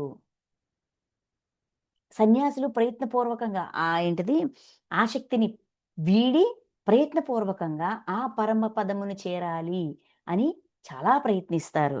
ఆ పరమ పదమును కోరియే బ్రహ్మచారులు బ్రహ్మచర్య వ్రతమును ఆచరింతురు. ఆ పరమ పదాన్ని అంటే నేనది అవ్వాలి. అది ఓపెన్ అవ్వాలి. అలాగే నేను పరమాత్మతో కనెక్ట్ అవ్వాలి. ఆ అనుసంధానం నాకు అవ్వాలి. ఆయన సందేశాన్ని నేను క్యాచ్ చేయగలగాలి అని ఒక దీక్షగా బ్రహ్మజ్ఞానం అర్థం అవ్వాలి. అవగాహన అవ్వాలి. ఆయన దగ్గర నుంచి తెలుసుకోవాలి. ఆ జ్ఞానం నేనవ్వాలి. జ్ఞానం తెలుసుకోవడం వేరు. ఆ జ్ఞానం మనం అవ్వడం వేరు. మళ్ళీ 2 స్టేజెస్ ఉంటాయి. జ్ఞానం తెలుసుకోవడం వేరు. ఆ జ్ఞానం మనం అవ్వడం వేరు. అందుకు తీక్షమైన వ్రతములు తీక్షణంగా పూర్తి తృష్ణతో ప్రయత్నపూర్వకంగా ఒక వ్రతంగా చేస్తారు. ఒక దీక్షగా చేస్తారనమాట. అట్టి పరమ పదమును గూర్చి సంక్షిప్తముగా నేను నీకు వివరింతుదును. కొంచెం లైట్‌గా జస్ట్ అలాగా అవుట్‌లైన్‌గా ఎక్స్‌ప్లెయిన్ చేస్తా. అలాంటి పరమ పదం అంటే ఏంటి? అంటే సూక్ష్మాతి సూక్ష్మాల్లో ఉన్న జ్ఞానాన్ని కూడా అందించగల తత్వం ఏంటి అనేది చెప్తాను అని చెప్తున్నారు 11వ శ్లోకంలో. చెప్తూ మనకి అది ఎక్స్‌ప్లెయిన్ చేస్తాను. సర్వేంద్రియములను నిగ్రహించి మనస్సును హృదయమునందే స్థిరముగా నిలిపి అట్లు వశమైన మనస్సు ద్వారా ప్రాణములను మూర్ధస్థానమునందు సహస్రారమునందు సహస్రారం స్థిరమొనర్చి పరమాత్మ ధ్యానమునందే నిమగ్నుడై అక్షర బ్రహ్మ స్వరూపమైన ఓంకారమును ఉచ్చరించుచు ఆ ఓంకారమునకు అర్ధస్వరూపుడును నిర్గుణ బ్రహ్మను అయిన నన్ను చింతించుచు దేహత్యాగమునర్చువాడు పరమగతిని మోక్షమును పొందును. సంక్షిప్తంగా చెప్తానన్నారు కదా! సింపుల్‌గా 12, 13 ఈ 2 శ్లోకాల్లో ఈ ఎక్స్‌ప్లనేషన్ ఇచ్చారు. చూడండి. ఇందాక చెప్పిన విషయాన్ని మళ్ళీ రిపీట్ చేస్తున్నాను. సర్వేంద్రియములను నిగ్రహించి ఇంద్రియాలన్నీ కూడా మన కంట్రోల్‌లోనే ఉండాలి. అంటే ఏదైనా ఒక విషయం జరిగింది. ఒకటి అర్థం కాలేదు. ఊరికే రియాక్ట్ అయిపోకూడదు. వెయిట్ చేయాల. సర్వేంద్రియాల్ని నిగ్రహించడం అంటే ఊరికే రియాక్ట్ అవ్వకుండా వెయిట్ చేయాలి. ఓకే. ఇప్పుడు నాకొక ఎమోషన్ వచ్చింది. మనం సంసారంలో ఉన్నాం. సం భవబంధాల్లో ఉన్నాం. భావనలున్నాయి. అన్నీ ఉన్నాయి. అన్ని ఎమోషన్స్ ఉన్నాయి. గుణాలున్నాయి. అన్నీ ఉన్నాయి. ఉన్నాయి కాబట్టి ఎమోషనొస్తది. ఆవేశమొస్తది. ఆలోచనొస్తది. బాధొస్తది. దుఃఖమొస్తది. కోపమొస్తది. అన్నీ వస్తాయి. అయితే రావడం తప్పు కాదు. దానికి మనం ఇచ్చే రియాక్షన్‌లోన తేడా కొడతది. అందుకని ఊరికే రియాక్ట్ అవ్వద్దు. రాని ఎమోషన్ రాని. ఏమొస్తదో రాని. వెయిట్. మనస్సును హృదయమునందే స్థిరముగా నిలిపి మనసు ఆవేశపడుతూ ఉంటది గదా! మనసుకి ఆగు. దీనికి కారణాన్ని వెతుకుదాం మనం. ఎందుకింత ఆవేశం వస్తుంది? ఎందుకు ఎప్పటికి ఈ విషయం మారట్లేదు? ఎందుకు ఇది ఇలా ఉంది? మనం అక్కడి నుంచి ఆన్సర్ తెచ్చుకుందాం. మనం పరమాత్మతో కనెక్ట్ అవుదాం. మనస్సును హృదయమునందు హృదయం సెవెంత్ బాడీ నిర్వాణమయ కోశం. నిర్వాణమయ కోశం ఎప్పుడు నిత్యం, నిరంతరం పరమాత్మ. సృష్టి అన్నారు గదా! సారు. నిర్వాణమయ కోశం అంటే పరమాత్మ బాడీ. అంటే పరమాత్మ మనతో కాంటాక్ట్ అయ్యే ఫోన్ నంబర్ అన్నమాట. అదే హృదయం. మనస్సును హృదయమునందే స్థిరముగా నిలిపి అక్కడ కనెక్ట్ చేసేయాలి. మనసుని హృదయానికి కనెక్ట్ చేసేయాలి. అట్లు వశమైన మనస్సు ద్వారా అప్పుడు మనసు ఏం చేస్తది? మన కంట్రోల్‌లోనే ఉంటది. అంటే అది కూడా ఆన్సర్ వెతుకుతుంటది. నాకింత కోపం ఎందుకొచ్చింది? నాకింత ఆవేశం ఎందుకొచ్చిందని? అది కూడా వెతుక్కుంటుంటది. పరమాత్మనే అడుగుతది. ప్రాణములను మూర్ధస్థానమునందు అప్పుడు పూర్తిగా ప్రాణాలన్నిటిని కూడా మూర్ధస్థానం సహస్రారంతో కనెక్ట్ అవుతాం. నందు నిలిపి స్థిరమొనర్చి ప్రాణాలన్నీ అక్కడ స్థిరంగా ఉంచి అంటే ఇక్కడ ప్రాణాలు అంటే బుద్ధి, మనసు, ఇంద్రియాలు అన్నీ కూడా ఆన్సర్ కోసం పరమాత్మకి క్వెషన్ వేసాం మనం. ఆన్సర్ ఎప్పుడైనా ఆయన ఇవ్వచ్చు. ఏ విధంగానైనా ఇవ్వచ్చు. ఏ పక్క నుంచైనా ఇవ్వచ్చు. ఎలానైనా ఇవ్వచ్చు. సో, మొత్తం అటెంటివ్‌గా పూర్తి అటెన్షన్‌తో ఎదురు చూడడం. సహస్రారం నందు నిలిపి స్థిరమొనర్చి పరమాత్మ ధ్యానమునందే నిమగ్నుడై పూర్తిగా పరమాత్మ నాకు సందేశం ఏ క్షణానైనా ఇవ్వచ్చు అని ఎదురు చూస్తూ నిమగ్నుడై అక్షర బ్రహ్మ స్వరూపమైన ఓంకారమును ఉచ్చరించుచు ఈ లోపల ఏమైనా డిస్టర్బెన్స్ వస్తుందేమో అని ఓంకారాన్ని ఉచ్చరించి ఓంకారం ఏం చేస్తుంది ఆ వైబ్రేషన్స్ ఏంటంటే మన ఆలోచనలన్నీ బ్రేక్ చేస్తుంటది అనమాట. ఒకే అటెన్షన్లో ఉంచుతుంది, అలర్ట్గా ఉంచుతుంది. ఆ ఓంకారంకు అర్ధస్వరూపుడు. ఆ ఓంకారం యొక్క అర్థం తెలుసుకోవాలన్నా కూడా అది అర్థం తెలుసుకోవాలన్నా అది అర్థం అవ్వాలన్నా కూడా సహస్రారం ద్వారానే జరిగిద్ది. సహస్రారం ఓపెన్ అయినప్పుడే విషయం అర్థమవుతుంది. అవగాహన, కార్యకారణ సంబంధం అనేది అర్థమవుతుంది. అందుకే ఏ చక్రం ఓపెన్ చేయాలి, ఏ చక్రం ఓపెన్ చేయాలని కాదు. మన అవగాహన ఎలా ఉండాలి అంటే దైవం మీద విపరీతమైన విశ్వాసంతో, నా వాస్తవానికి నేనే సృష్టికర్తను అనే విశ్వాసంతో మనలోనే మన లోపాన్ని గాని, మన లోటుని గాని వెతుక్కుంటూ, మనకి తెలియని దానికి ప్రతి దానికి పరమాత్మతో కనెక్ట్ అయ్యి, ఆయన దగ్గర నుంచి తెచ్చుకుంటే, ఆయనతో కనెక్ట్ అయితే ఆయన ఎక్స్‌ప్లెయిన్ చేస్తారు. ఇదమ్మా జరిగింది. అర్థం చేసుకో అని మనకి అవగాహన అవుతది. అవగాహన చేసుకోవాల్సిన బాధ్యత మనది. ఆన్సర్ ఇవ్వడం ఆయనిస్తారు. ఆ ఆన్సర్‌ని అవగాహన చేసుకునే బాధ్యత మనది. నిర్గుణ బ్రహ్మను గుణములన్నిటిని నిర్గుణం చెయ్యాలన్నా గూడా, ఆ బ్రహ్మ జ్ఞానం గూడా అలానే అర్థమవుతది. అర్థం చేసుకోవాలి. ఆయన నన్ను చింతించుచు అంటే ఆలోచనల్లోన అన్నింట్లోన ఇది ఉంటూ, దేహత్యాగం అనర్చిన వాడు. ఇక్కడ దేహత్యాగం అనర్చడం అంటే చచ్చిపోవడం గాదు. అంటే నేను శరీరాన్ని, నేను ఈ భౌతిక ప్రపంచాన్ని, ఈ బంధం, ఈ ఈ ఈ ఈ ఏంటిది భర్త, భార్య ఇయన్నీ గూడానేంటి లెర్నింగ్ కోసం మనం తెచ్చిపెట్టుకున్న నాటక రూపాలు. ఆ నాటకాన్ని నాటకంగా చూస్తూ సత్యం కోసం అన్వేషణ. అది దేహత్యాగం. దేహత్యాగాన్ని ఒనర్చడం అంటే దేహాన్ని విడిచిపెట్టడం గాదు. ఆ భావన దాటి పూర్తిగా సత్యం తెలుసుకునే తపనతో ఉండడం. పరమగతిని పొందును. అప్పుడు వాడికి అర్థమవుతది. అప్పుడు అర్థమవుతది. ఇక్కడ ఈ ప్రవర్తన వెనక ఎన్నెన్ని లెక్కలున్నాయి. ఎన్ని లెక్కలున్నాయి. ఏ లెక్క కారణంగా ఎవరు ఎలా ప్రవర్తిస్తున్నారు? నేనెందుకు ఇలా ప్రవర్తిస్తున్నాను? నాకింత ఆవేశం గాని, కోపం గాని, ఇంకోటి గాని ఎందుకొస్తుంది అవన్నీనా అప్పుడు అర్థమవుతాయి. ఒక్కసారి విషయం అర్థమైపోయిన తర్వాత మనం తేలిక పడిపోతాం గదండీ! రిలాక్స్ అయిపోతాం. ఎంత పెద్ద దెబ్బైనా తగలని. ఓహ్! హమ్మయ్య! దొరికిందమ్మా ఆన్సరు. ఆ! ఇంకంతే. ఈ గుణాన్ని మార్చేయాలా?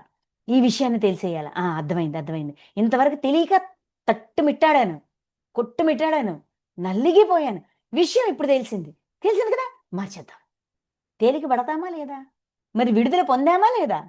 మన ఆలోచనల నుంచి, ఆలోచనలు అనే సంకెళ్ళ నుంచి, భయాలు అనే సంకెళ్ళ నుంచి, బాధలు అనే సంకెళ్ళ నుంచి, ద్వేషం అనే సంకెళ్ళ నుంచి, శత్రుత్వం అనే సంకెళ్ళ నుంచి, వేదన అనే సంకెళ్ళ నుంచి, దుఃఖం అనే సంకెళ్ళ నుంచి విడుదలొచ్చిందా లేదా? మరి అదే కదండీ మోక్షం అని చెప్తున్నారు. ఇది సంక్షిప్తంగా పరమపదము. పరమపదం అంటే ఇది. చేరే మార్గం. నెక్స్ట్ 14 పార్థా నిత్యము నిరంతరము అనన్య భావముతో చిత్తమును నాయందే నిలిపి పురుషోత్తముడునైన నన్నే స్మరించుచు సంతతము మత్పరాయణుడైన యోగికి నేను సులభుడను. నిత్యము నిరంతరము అనన్య భావముతో ఎప్పుడు కూడా మన విశ్వాసం అనేది బ్రేక్ అవ్వకూడదు. ఎలాంటి పరిస్థితి అయినా రాని, ఎంత గడ్డు పరిస్థితి అయినా రాని, ఇది కూడా దైవం నాకు నేర్చుకోవడానికే ఇచ్చింది అన్నంత విశ్వాసం ఉండాలి. ఆ బాధ, దుఃఖం, ఆ జంజాటంలో పూర్తిగా మునిగి ఉన్నప్పుడు కూడా ఆ విశ్వాసం ఉండాల. అందుకే అనన్య భావం అన్నారు. అన్‌లిమిటెడ్ అనమాట అది. పూర్తి విశ్వాసం. చిత్తమును నాయందే నిలిపి, చిత్తము, బుద్ధి, మనస్సు, అహంకారం ఇవన్నీ కలిపి చిత్తం. పరమాత్మ యందే నిలిపి పురుషోత్తముడనైన నన్నే స్మరించుచు నేను ఉత్తముడైన పురుషుడిగా మారాలంటే ఆయన నాకు గైడ్ చేస్తారు. అందుకే ఆయననే స్మరించాలి. సంతతము మత్పరాయణుడైన యోగికి నేను సులభుడను. అన్యం ఏమీ లేదు. అంతా నువ్వే. అన్నంత విశ్వాసం ఉన్నవాడికి పరమాత్మ ఇచ్చే సందేశం క్షణాల్లో క్యాచ్ చేయగలుగుతాడు. ఎందుకంటే ఆయన సందేశం ఇవ్వడంలో లేట్ చేయరు, మనం అందుకోవడంలో లేట్ చేస్తాం. వాడు వెంటనే తీసుకోగలుగుతాడు. అనగా అతనికి సహజంగానే నేను లభించును, సులభుడును అని చెప్పి చూడండి. అతనికి సహజముగానే నేను లభించును, వెంటనే ఆన్సర్ వస్తుంది. వాడు క్యాచ్ చేయగలుగుతాడు. ఆన్సర్ ఎప్పుడో వస్తుంది, వీడు క్యాచ్ చేయగలరు. సహజం, అది న్యాచురల్ అయిపోతుంది. ఫోన్ చేస్తే ఎదుటివాడు ఫోన్ ఎత్తి మాట్లాడినంత ఈజీగా మనం ఇక్కడ ప్రశ్న అడగగానే మనకు అటు నుంచి సమాధానం కూడా మనం అందుకుంటాం. ఓ అవునా, ఇదా కారణం, అర్థమైంది పరమాత్మ, అర్థమైంది. మీరు నాకు ఆన్సర్ ఇచ్చారు, థ్యాంక్ యూ. అంత సహజమైపోతుంది. అంత విశ్వాసం ఉన్నప్పుడు సందేశాన్ని తెచ్చుకోవడం, సమాధానాన్ని తెచ్చుకోవడం, పరిష్కారాన్ని తెచ్చుకోవడం అంత సహజమైపోతుంది వాడికి, అంత విశ్వాసం ఉన్నవాడికి. పరమసిద్ధిని పొందిన యోగులు నన్ను చేరిన పిదప దుఃఖములకు నిలువైన క్షణభంగురమైన పునర్జన్మను పొందరు. ఎప్పుడైతే ఈ ఆన్సర్లు ఎప్పటికప్పుడు ఆన్సర్లు వస్తూ ఉంటాయో, దుఃఖములకు నిలయమైన క్షణభంగురమైన పునర్జన్మను పొందరు. వాడు ప్రతిదాన్ని లెర్నింగ్గా మార్చేస్తుంటాడు, ప్రతిదీ నేర్చుకుంటాడు, ప్రతిదీ జ్ఞానంగా మారుస్తుంటాడు. ఆ జ్ఞానాన్ని తెలుసుకుంటుంటాడు, ఆ జ్ఞానాన్ని ఆచరిస్తూ ఉంటాడు, ఆ జ్ఞానం తానవుతూ ఉంటాడు. అలాగ ఒక్కొక్క దాన్ని నేర్చుకుంటూ లెర్నింగ్ అంతా కంప్లీట్ చేస్తే మళ్ళీ జన్మ తీసుకోవాల్సిన అవసరం ఏముంది? ఈ విధంగా పునర్జన్మ పొందే అవసరం కూడా ఉండదు, లెర్నింగ్ కంప్లీట్ అయిపోతుంది. అర్జున, ఇక్కడ మనకి 16 నుంచి 22 కాలం గురించి చెప్తారు 7 శ్లోకాల్లో. చూద్దాం. అర్జున, బ్రహ్మలోక పర్యంతము ఉన్న సమస్త లోకములను పునరావృత్తములు. మనం ఏమనుకుంటాము, దేవుళ్ళు కదా, వాళ్ళకి శక్తులు ఉంటాయి, వాళ్ళకి టైం ఉండదు, కాబట్టి వాళ్ళు ఏమైనా చేయొచ్చు, ఇలాగా అనుకుంటాం. మనకి ఎక్కడ అవుతుంది అనుకుంటాం. అయితే ఏమంటున్నారంటే ఒక్కొక్క ఏంటిది, లోకానికి ఒక్కొక్క కాలం ఉంటుంది. మనకి ఎంత కాలం ఇస్తారు నేర్చుకోవడానికి ఏంటి అనేది ఇక్కడ ఈ 7 శ్లోకాల్లో మనకి ఎక్స్ప్లెయిన్ చేస్తారనమాట. చూద్దాం. అర్జున, బ్రహ్మలోక పర్యంతము ఉన్న సమస్త లోకములను పునరావృత్తములు, బ్రహ్మలోకంతో సహా అన్ని లోకాలు కూడా పునరావృత్తములు, మరలా వస్తూ ఉంటాయి, పోతూ ఉంటాయి, వస్తూ ఉంటాయి, పునః ఆవృతం అవుతుంటాయి, తయారవుతూ ఉంటాయి. అన్ని లోకాలు మరలా తయారవుతుంటాయి. అది ఎక్స్పైరీ డేట్ వస్తే అది ఎక్స్పైర్ అయిపోతుంది, బ్లాక్ హోల్లోకి వెళ్ళిపోతుంది. కౌంతేయ, ఈ లోకములన్నీను కాలమునకు పరిమితమైనవి, వాటికి కాలం ఉంది, కానీ నేను కాలాతీతుడను. పరమాత్మ కాలానికి అతీతంగా ఉంటారు. అంటే ఏ కాలంలో జరిగిన ఏ విషయాన్నైనా సరే ఆయనకి అవగాహన ఉంది. భూత భవిష్యత్ వర్తమాన కాలాలన్నింటినీ ఆయన పరిగణలోనూ ఉన్నాయి, ఆయన చెప్పగలరు, తెలుసుకోగలరు, అన్నీ ఉంటాయి. కాలానికి కూడా అతీతంగా ఉండే తత్వం పరమాత్మది. కనుక నన్ను చేరిన వానికి పునర్జన్మ ఉండదు. ఎవరైతే ఈ సైకిల్ని దాటుతారో వాళ్ళకి పునర్జన్మ ఉండదు. ఎందుకంటే వాడు నేర్చుకోవాల్సినవన్నీ నేర్చుకున్నాక ఎక్కడైనా ఒకటే, జన్మ తీసుకున్నా ఒకటే, తీసుకోకపోయినా ఒకటే, పునర్జన్మ తీసుకోవాల్సిన, లెర్నింగ్ కంప్లీట్ అయిపోతే పునర్జన్మ తీసుకోవాల్సిన అవసరం లేదు అని చెప్తున్నారు. చెప్తూ ఇక్కడ టైం చెప్తారనమాట. 17వ శ్లోకం చూడండి. 1000 చతుర్యుగముల కాలము బ్రహ్మకు ఒక పగలు అనియు, అంత్యకాలము బ్రహ్మకు ఒక రాత్రి అనియు తెలిసిన యోగులు కాలతత్వమును నిజంగా ఎరిగినవారు. 1000 చతుర్యుగముల కాలము, చతుర్యుగములు 4 యుగాలు, సత్య, త్రేత, ద్వాపర, కలి, 4 యుగాలు. ఈ 4 యుగాలకి ఒక్కొక్క దానికి ఇన్నిన్ని సంవత్సరాలని ఉంటది. ఈ 4 యుగాల తాలూకు సంవత్సరాలన్నీ కలిపి దాన్ని 1000తో మల్టిప్లై చేస్తే అది బ్రహ్మకు ఒక పగలు. అంటే బ్రహ్మలోకంకి అది ఒక పగలుతో సమానం. ఓకే, బ్రహ్మలోకంలో ఒక పగలు అంటే 1000 చతుర్యుగముల కాలము. అదేవిధంగా ఒక రాత్రి అంటే ఒక 1000 చతుర్యుగముల కాలము, అంటే 2000 చతుర్యుగాలు. కాదు, okay, what ever it may be. యోగులు కాలతత్వమును నిజంగానే ఎరిగినవారు, ఈ సత్యాన్ని తెలిసినవాడు, కాలం యొక్క తత్వం కూడా తెలుసుకున్నవాడు. ఇది కాలం యొక్క తత్వం ఎలా తెలుస్తది? అసలు ఎందుకు మనకి ఇవన్నీ చెప్తున్నారు ఇప్పుడు? అంటే ఇప్పుడు వరకు ఏం చెప్పారు? పరమపదం అనేది అవగాహన అవ్వాలి. అప్పుడే వాడు దైవంగా మారగలడు. సో, ఈ పరమాత్మ తత్వము ఇవన్నీ తెలుసుకోవాలి. అన్ని ప్రాణులు నా నుంచే వచ్చాయి. ఈ ప్రాణులన్నిటికి నేనే సృష్టికర్తని. ఈ ప్రాణులు చె చె ముందు శిలాజలాల్లోన, క్రిమికీటకాదుల్లోన, తర్వాత చెరించేవి, చెరించనివి ఇలాగ జన్మలు తీసుకొని, అన్ని జన్మలు తీసుకొని ఆఖరికి మానవ జన్మ తీసుకొని, ఈ జ్ఞానాన్ని ఇన్ని జన్మల్లో నేర్చుకున్న జ్ఞానాన్ని ఆచరణలో పెడుతూ, దివ్య జ్ఞానంగా మార్చుకుంటూ ఇంత ప్రయాణం ఉంది అని చెప్పారు గదా! ఇంత ప్రయాణానికి ఎంత సమయం ఇచ్చారు మనకి? అది ఇది చెప్తున్నారు.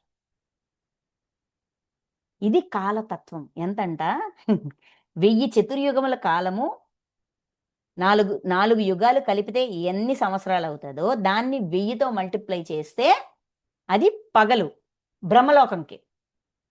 అదే రాత్రి బ్రహ్మలోకంకి. ఇది మనది భూలోకం. ఇలాగ రకరకాల లోకాలుంటాయి. ఆ లోకంలో అంటే ఈ లోకంలో టైము, ఆ లోకంలో టైంకి ఎంత డిఫరెన్స్ అనేది. ఇక్కడ, అక్కడ ఒక నిమిషం అంటే ఇక్కడ ఒక సంవత్సరం అయిపోతది. ఓకే. అలా చెప్తూ నెక్స్ట్ శ్లోకం చూడండి. చరాచర సరే ఇప్పుడు కాలతత్వం గురించి చెప్పారు. చెప్పి చరాచర ప్రాణులన్నీను బ్రహ్మ యొక్క పగటి కాలము ప్రారంభము కాగానే అవ్యక్తము నుండి అనగా బ్రహ్మము యొక్క సూక్ష్మ శరీరం నుండి ఉత్పన్నములగును. ఈ పగటి కాలం స్టార్ట్ అవ్వగానే ప్రాణులన్నీ ఉత్పన్నమవుతూ ఉంటాయి. సృష్టి జరుగుతూ ఉంటది గదా! పుడుతూ ఉంటాయి కదా! అంటే నేర్చుకోవాలనుకున్న ఆత్మలన్నీ గూడా జన్మ పరంపరలోకొస్తాయి. ఓకే. అయితే ఎంత టైం ఉందంట? పగటి కాలంలో స్టార్ట్ అవుతాయి. 4 చతుర్యుగముల కాలము ఇంటూ 1000 1000 చతుర్యుగముల కాలము. ఇంత టైము ఈ ప్రాణులన్నిటికి ఇవ్వబడింది.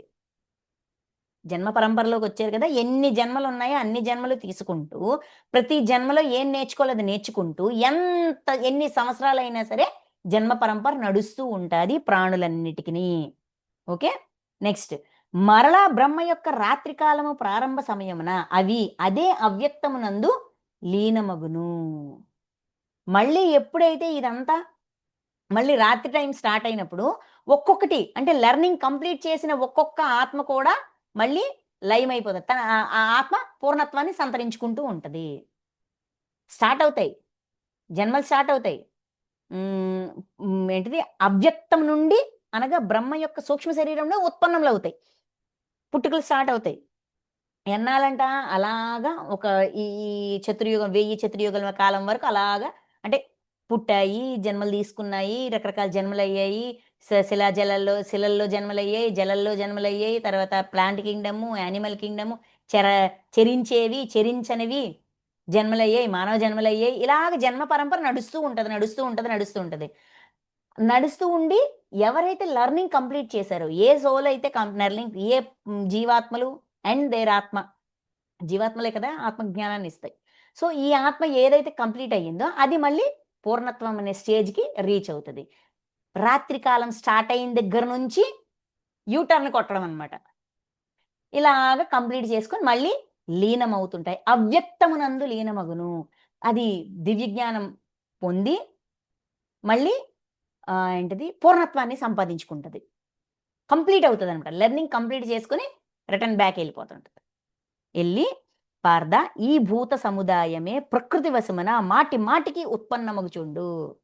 సరే ఈ ఒక పగలు, ఒక రాత్రి బ్రహ్మకాలం అంటే బ్రహ్మ లోకంలోని ఈ టైం వాళ్ళిచ్చిన ఈ టైంలో కూడా మన లెర్నింగ్ కంప్లీట్ అవ్వలేదే అనుకుందాం. మళ్ళీ టైమ్ ఇస్తారు. మళ్ళీ జన్మలిస్తారు. నేర్చుకో, నేర్చుకో, నేర్చుకో అని. ఈ భూత సముదాయమే ప్రకృతి వశమున మాటి మాటికిని ఉత్పన్నమగుచుండును. ప్రకృతి వశమున అంటే మనం ఏదైతే మన ప్రకృతి ఇంకా కంప్లీట్ అవ్వలేదు. మన లెర్నింగ్ కంప్లీట్ అవ్వలేదు. మళ్ళీ మళ్ళీ పుడుతుంటాయి. మళ్ళీ మళ్ళీ పుడుతుంటాయి. రాత్రి ప్రారంభ కాలమున లీనమగుచుండును. రాత్రి సమయంలో లీనమైపోతూ ఉంటాయి. పగటి ప్రారంభ కాలంలో ఉత్పన్నమగుచుంటాయి. లెర్నింగ్ కంప్లీట్ అవ్వనంత వరకు కూడా మరల జననం, మరణం, జననం, మరణం, జననం, మరణం అనేది జరుగుతూ ఉంటది. అందుకే ఏమంటారు? పగటి సమయంలో భౌతికంగా నేర్చుకోవాల్సింది నేర్చుకుంటూ, రాత్రి సమయంలో ఉన్నత లోకాల్లో ఉన్న జ్ఞానాన్ని కూడా నేర్చుకుంటూ ఉండాలి. రాత్రి ప్రారంభ కాలంన లీనమవుతుంటాయి. ఆ డైమెన్షన్స్‌కి కనెక్ట్ అయ్యి అక్కడ నాలెడ్జ్ తెచ్చుకోవాలి.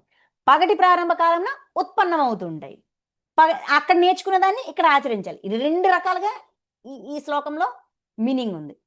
2 కోణాలున్నాయి. జననము, మరణం అనే కోణము ఉంది.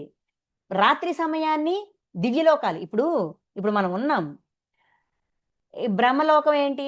టైం ఇప్పుడు డిస్టెన్స్‌ని ఏంటిది రాను రాను సంవత్సరాలతో లైట్ ఇయర్స్‌తో పోలుస్తారు. ఇక్కడ భూమికి పలానా దూరంలో ఉన్న ఇన్ని వేల కిలోమీటర్ల దూరంలో ఉన్న ఒక ప్లానెట్‌కో, ఒక దానికో వెళ్ళాలి అంటే ఇంత టైం పడతది. ఇన్ని లైట్ ఇయర్స్ పడతది అనేసంటారు. అదే మనం రాకెట్లు, జెట్లు వేసుకొని బ్రహ్మలోకానికెళ్ళాలంటే సాధ్యపడదు. ధ్యానం చేస్తూ నిద్రలోన మనం ఏ లోకానికైనా వెళ్ళొచ్చు. వెళ్ళి అక్కడున్న జ్ఞానాన్ని తెలుసుకునే ప్రయత్నం చేసి, దాన్ని ఇక్కడ నిజ జీవితంలో ఇంప్లిమెంట్ చేస్తూ, ఈ విధంగా కూడా జన్మ కౌంట్‌ని తగ్గించుకోవచ్చు. ప్రారంభ కాలంన లీనమగుచుండును. పగటి ప్రారంభ కాలంన ఉత్పన్నమగునుచుండును. రాత్రయింది, నిద్రపోయాం. ఆ డైమెన్షన్స్‌లోకి వెళ్ళాం. ఆ మాస్టర్స్ దగ్గరికి వెళ్ళాం. వాళ్ళందించే జ్ఞానాన్ని పొందాం. నేర్చుకున్నాం, తెలుసుకున్నాం, విన్నాం. వచ్చి మళ్ళీ పగటి కాలంలో డే టైమ్‌లో మళ్ళీ దాన్ని ఆచరణలో పెట్టాలి. ఓకే. రాత్రి ఎక్కడికెళ్ళాను? మాస్టర్స్ ఏం చెప్పారు? ఓకే. ఈ ఈ ఈ ఈ లెక్క చూపించారు. ఈ రికార్డ్ రూమ్. నా రికార్డ్ రూమ్‌కి తీసుకెళ్లారు. నా రికార్డ్ చూపించారు. నాకు ఈ క్వెషన్ ఉంది గదా! ఈ క్వెషన్‌కి ఆన్సర్ ఇలా ఇచ్చారన్నమాట. ఓకే. ఓకే. అయితే ఇప్పుడు దీన్ని నేను మార్చాలన్నమాట. ఇప్పుడు నేను నేర్చుకోవాల్సిన జ్ఞానం ఇది. ఇందులో ఉన్న పాయింట్ ఇది. సో, దీన్ని మననం చేస్తూ ఉండగా మళ్ళీ నాకు ఇంకో డౌట్ రావచ్చు. అప్పుడు మళ్ళీ నైట్ టైమ్ కనెక్ట్ అవ్వు. పగటిపూట ఆచరణలో పెట్టు. నైట్ టైమ్ కనెక్ట్ అవ్వు. ఆ అవ్యక్తము కంటేను పరమైన విలక్షణమైన సనాతనమైన అవ్యక్త భావమే ఆ పరమపదము. ఆ అవ్యక్తము కంటేను పరమైన విలక్షణమైన సనాతనమైన అవ్యక్త భావము. వ్యక్తము, అవ్యక్తము ఈ భావనే పరమపదము. ఆ స్థితికి చేరాలి అనే భావన ఈ ఈ ఈ ఈ వీటన్నిటికంటే కూడా చాలా డిఫరెంట్‌గా ఉంటది. ప్రాణులన్నీను నశించినను ప్రాణులన్నీ పుడుతుంటాయి, నశిస్తుంటాయి. తర్వాత దాని పనయిపోతే అది లీనమైపోతుంటది, విలీనమైపోతుంటది. Big bang. బిగ్ బ్యాంగ్ ఎప్పుడవుతది? ఏమంటాము ఆ ప్లానెట్ లేదంటే డైమెన్షన్, ఆ గ్రహం సృష్టిస్తూ ఉంటారు గదా! మనకి 1000 సీడ్స్ ఆఫ్ జాయ్‌లో లక్ష్మీదేవి గారు చెప్తారు. సృష్టించాలనుకున్న ప్రతివాడు సృష్టిస్తాడు. తనకంటూ ఒక లోకాన్ని సృష్టించుకుంటాడు. ఆ లోకంలో తన నియమ నిబంధనలు ఎ ఎ ఎవడి లోకంలో పని చేసినా కూడా వాడి రూల్స్ అండ్ రెగ్యులేషన్స్ ప్రకారం నేను పని చేయాలా. అదే నేనే లోకాన్ని సృష్టించుకున్నాననుకో, నా రూల్స్, నా రెగ్యులేషన్స్, నా మేనేజ్‌మెంట్‌తో నడుస్తది. అనుకుని అందరూ లోకాల్ని సృష్టిస్తారు.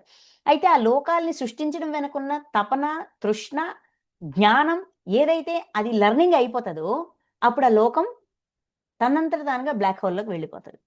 నశించిపోతది. సో, లెర్నింగ్ కోసం జరిగే ఏ ప్రక్రియనైనా సృష్టి అంగీకరిస్తది. అవకాశం ఇస్తది. ప్రాణులన్నీ నశించినను పరమపురుషుడు మాత్రం నశించడు. ఇలాగే లోకాలు కూడా పుడుతుంటాయి, నశిస్తుంటాయి. ప్రాణులు పుడుతుంటాయి, నశిస్తుంటాయి. గానీ పరమాత్మ నాశరహితుడు, నాశనం లేనివాడు. అందుకే నిత్యుడు, నశించడు. ఆయన ఎల్లకాలం ఎప్పుడూ ఉండేదే. అందుకని అటువంటి శాశ్వతమైన ఆ జ్ఞాన స్వరూపాన్ని, ఆ కాల స్వరూపాన్ని, ఆ చైతన్య స్వరూపాన్ని, ఆ దివ్యత్వమే మనం టార్గెట్ అవ్వాల. అని చెప్తూ 21 ఈ అవ్యక్తమునే అక్షరము అని అందురు. ఎప్పటికీ నాశనం కాని సత్యం. మార్చలేని సత్యం. మార్పుకి గురి కాని సత్యం. అదే అక్షరం. అందుకే ఈ అధ్యాయానికి అక్షర బ్రహ్మయోగం అని పేరు పెట్టారు.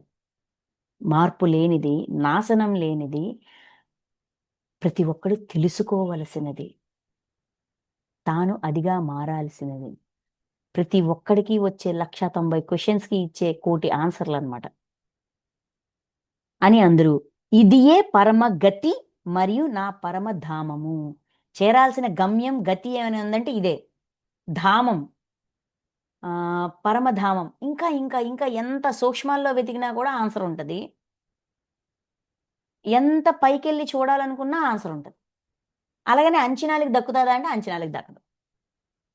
ఈ సనాతన అవ్యక్తమును అనగా నా పరంధామమును చేరిన వారు మరలా తిరిగి రారు.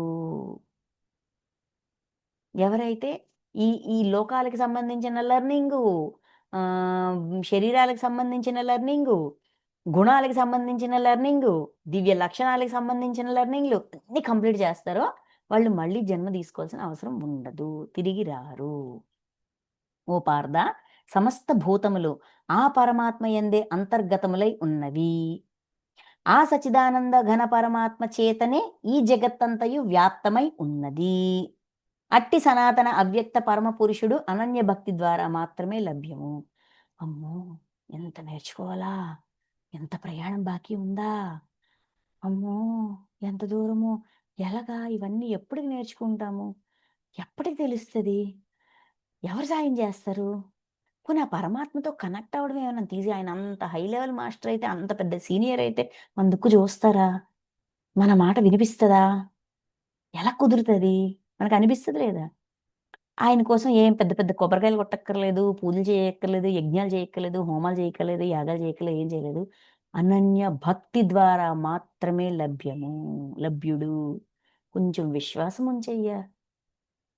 నా నా నా పని నేను చేసుకుంటానంటారాయన. కొంచెం విశ్వాసం ఉంచు. నేను హెల్ప్ చేస్తాననే విశ్వాసం ఉంచు. ఏం జరిగినా కూడా మన మంచికే అనే విశ్వాసం ఉంటే ఆయన చెయ్యి పట్టుకొని నడిపిస్తారు. సమస్త భూతములు ఆ పరమాత్మయంతే అంతర్గతములై ఉన్నాయి. అన్ని ప్రాణులు ఆయనలోనే ఉన్నాయి. అంటే ఆయన నుంచి ఆయనతో కనెక్ట్ అయ్యి ఉన్నాయి. ఆ సచ్చిదానంద ఘన పరమాత్మ చేతనే ఈ జగత్తంతయు వ్యాప్తమై ఉన్నది. ఆయన యొక్క చైతన్యమే ఈ జగత్తంతా కనెక్ట్ అయ్యి ఉన్నది. ఇందుగలడు అందులేడని సందేహము వలదు చక్రి ఎందెందు వెతికినా అందందే గలడు. ఇక్కడున్నాడా? అక్కడున్నాడా? అంటే అన్ని దగ్గరలో ఉన్నాడయ్యా. ఆయన లేని ప్లేస్ అంటూ లేదు. ఆ విశ్వాసం ఉంచు. అట్టి సనాతన అవ్యక్త పరమ పురుషుడు అనన్య భక్తి ద్వారా మాత్రమే లభ్యము. అనన్యమైన భక్తి. ఇక్కడ అనన్యమైన భక్తి అంటే పెద్ద భక్తి కాదు. ఏమొచ్చినా కూడా, ఎలాంటి సమస్యొచ్చినా కూడా, ఎలాంటి సందేహం వచ్చినా కూడా, ఎవ్వడొచ్చి కాదు, కూడదని వాదులాడినా కూడా, నా విశ్వాసం చెరగకూడదు. నేను తడబడకూడదు. అది అనన్య భక్తి. దృఢమైన విశ్వాసం ద్వారా మాత్రమే లభ్యం. మనకి విశ్వాసం ఉంటే ఆయనతో మనం వెంటనే కనెక్ట్ అవుతాం. ఆయన మనకు దూరం ఎప్పుడూ కాలేదు. మనం ఆయనకి దూరమయ్యాం. ఇక్కడ ఒక విషయం గుర్తుపెట్టుకోండి. భగవంతుడు, పరమాత్మ ఎప్పుడూ మన నుంచి దూరం వెళ్ళల. కానీ మనమే ఆయన నుంచి దూరం అయిపోయాం. కాబట్టి మనమే దగ్గరవ్వాల. దూరం అయ్యింది మనం కాబట్టి మనమే దగ్గరవ్వాలి. ఎలాగా? పూర్తి విశ్వాసంతో, దృఢమైన విశ్వాసంతో. ఇది చెప్పాక ఇంకొక టాపిక్ చెప్తారు. ఈ 23-28 ఈ 6 శ్లోకాల్లో ఈ జ్ఞానం. ఇక్కడితో ఈ అధ్యాయం పూర్తవుతది. అయితే అర్జునుడు అడిగిన ప్రశ్న యొక్క సమాధానం పూర్తవలే. అధ్యాయం మాత్రమే పూర్తయింది. వచ్చే అధ్యాయం కూడా ఈ ప్రశ్నకే సమాధానం. అది భూతం, అది దైవం అంటే ఏంటి? ఈ 8 ప్రశ్నలకు సమాధానం 3 అధ్యాయాలు. Okay masters? ఈ 6 శ్లోకాలు చూసుకొని ఈరోజు అధ్యాయాన్ని పూర్తి చేసుకుందాం. ఓకే? ఓ భరత శ్రేష్ఠ, ఏ కాలమునందు దేహత్యాగము చేసిన యోగులు తిరుగురాని గతికి చేరుదురు, మరియు ఏ కాలమునందు దేహత్యాగము చేసిన వారు తిరుగు వచ్చి గతికి పొందుదురు, అట్టి కాలములను అనగా 2 మార్గములను తెలిపెదను. అనన్య భక్తి ద్వారా పరమాత్మ అందరికీ లభ్యమవుతారు అని చెప్పారు కదా! మరి ఆ మార్గం ఒక ప్రాసెస్ ఉండాలి కదా! ఒక రూట్ మ్యాప్.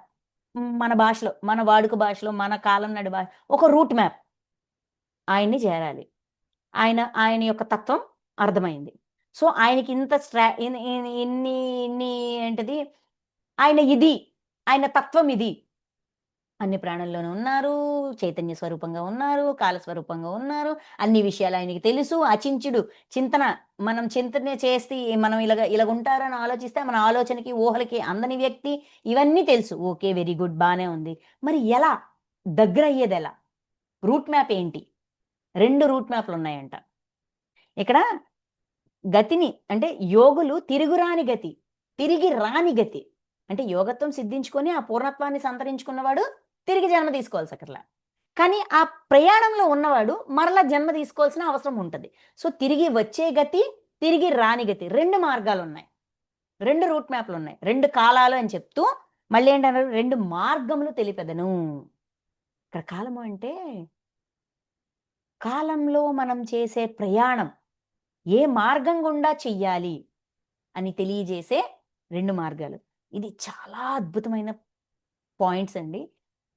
ఇంతవరకు నేను భగవద్గీత చెప్పినప్పుడు నేను అర్థం చేసుకోవడానికే. చెప్పినప్పుడు నాకు ఒకలాగా అర్థమైంది. కానీ ఈసారి మొత్తం మారిపోయింది. చూద్దాం. బ్రహ్మ ఈ అధ్యాయాన్ని మధ్యలో బ్రేక్ చేయకుండా కంటిన్యూ చేయడానికి కారణం కూడా ఇదే. బ్రేక్ చేసే సబ్జెక్ట్ కాదు. కంటిన్యూ చేయాల్సిందే. సో, ఒక హాఫ్ అన్ అవర్ లేట్ అయినా కూడా నన్ను క్షమించండి. ఇది కంటిన్యూ అయితేనే పూర్తిగా అర్థమవుతది. ఆ పూర్తి ఆనందాన్ని పొందగలుగుతాం. విషయం తెలుసుకున్న ఆనందం. తెలుసుకున్నంత మాత్రం సరిపోదు. కానీ తెలుసుకున్నప్పుడు కూడా కాస్త ఆనందం వస్తది. అద్భుతమైన ఆనందం వస్తది. ఆ ఆనందంతో ఆ ఆనందమే మనకి ప్రోత్సాహం. దాన్ని ఎట్టగైనా ఆచరించేయాల. వదలకూడదు. ఆ ప్రోత్సాహం రావాలి అంటే ఇది మధ్యలో ఆపడకూడదు. అందుకని కంటిన్యూ చేస్తున్నాను. బ్రహ్మవేత్తలైన యోగులు జ్యోతిర్మయ మార్గము ద్వారా బ్రహ్మపద ప్రాప్తి నందుదురు. బ్రహ్మవేత్తలైన యోగులు అంటే బ్రహ్మజ్ఞానాన్ని తెలుసుకునే ప్రయత్నంలో తెలుసుకుంటూ, నేర్చుకుంటూ ఆ సాధనలో ఉన్న పర్సన్స్ సాధకుడు. జ్యోతిర్మయ మార్గము ద్వారా ఈ మార్గం ఈ రూట్ మ్యాప్‌కి పేరేంటయ్యా అంటే జ్యోతిర్మయ మార్గం. బ్రహ్మపద ప్రాప్తి నొందుదురు. వాళ్ళు ఆ బ్రహ్మపదాన్ని చేరుతారు. అంటే ఈ బ్రహ్మాండానికి సంబంధించిన జ్ఞానమంతా తెలుసుకుని ఆ జ్ఞానం వాళ్ళవుతారు. వాళ్ళు ఆ జ్ఞాన స్వరూపంగా మారుతారు. బ్రహ్మపద ప్రాప్తి ఆ జ్ఞాన స్వరూపంగా మారడం. ఓకే. ఈ జ్యోతిర్మయ మార్గమునకు అధిదేవత అగ్ని. ఈ జ్యోతిర్మయ మార్గమునకు అధిదేవత అగ్ని. అగ్ని ప్రోత్సహిస్తా ఉంటారు. గైడెన్స్ ఇస్తా ఉంటారు. మనం అందరం 1000 సీడ్స్ ఆఫ్ జాయ్ బాగా చదువుకున్నాం. అక్కడ లక్ష్మీదేవి గారు చెప్తారు. ఒక్కొక్క చక్రంలో ఒక్కొక్క చక్రాలు, మూలకాలు అనే చాప్టర్‌లోన ఒక్కొక్క చక్రంలో ఒక్కొక్కటి ఉంటూ ప్రతి చక్రంలో కూడా అగ్ని ఉంటాది అంటారు.